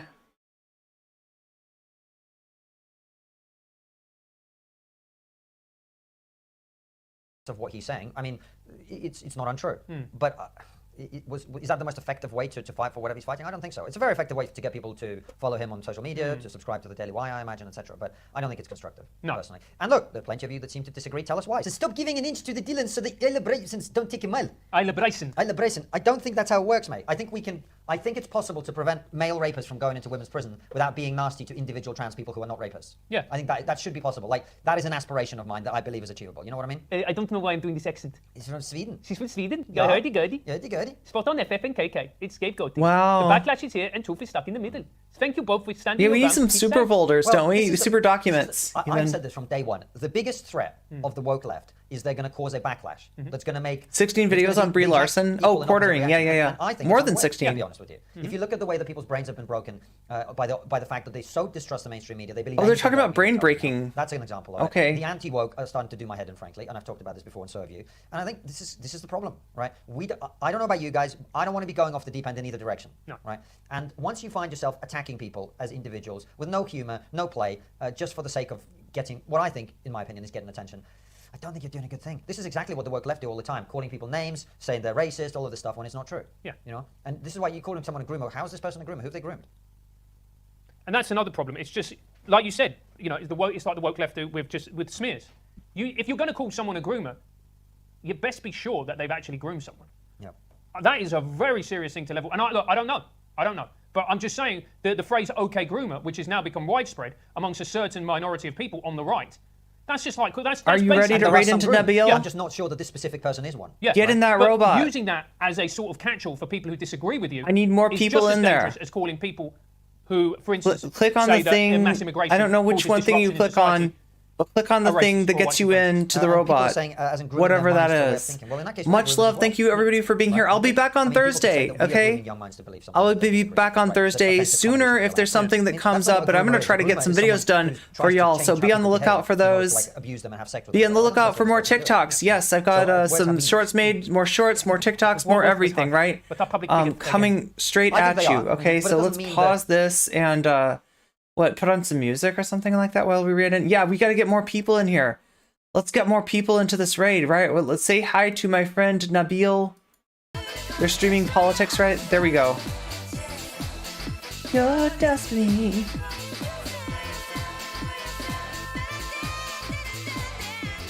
Come on, more people, not less people, right? We got somebody in there and then somebody bounced out. Let's make up for that. Press that button to get into that raid party and join my friend Nabil. You got 10, 9, 8, 7. Oh my god, come on, music. There we go. 3, 2, 1, and raid! Hey bodies, how are you doing? I just got done with another stream. It was a lot of fun. We got to watch Lucy, and Lucy, you know, is wonderful, wonderful VTuber. I definitely have the best of hopes for Lucy in the future, right? You know, she's got the right idea. I want leftist unity too. I feel like there's a few stumbling blocks to that. I feel like, you know, Vaush, Xander Hall, the rest of the debate bros have a lot to do with that, right? But, yeah, I do want the same thing. I do want to be able to work together, right? With everybody else on the left, but that comes from them getting behind us. It comes from them getting behind trans people when it comes to trans issues. That comes from them getting behind POC when it comes to racism issues, right? Not the other way around. We're not going to sit down. We're not going to shut up. You know, we're not the ones who need to sit back and listen. They are. All right, so that's my stand. That's where I'm at. But yeah, much love to Lucy. Much love to the Ducky Ducky Literature Club, the Ducky Ducky Gang.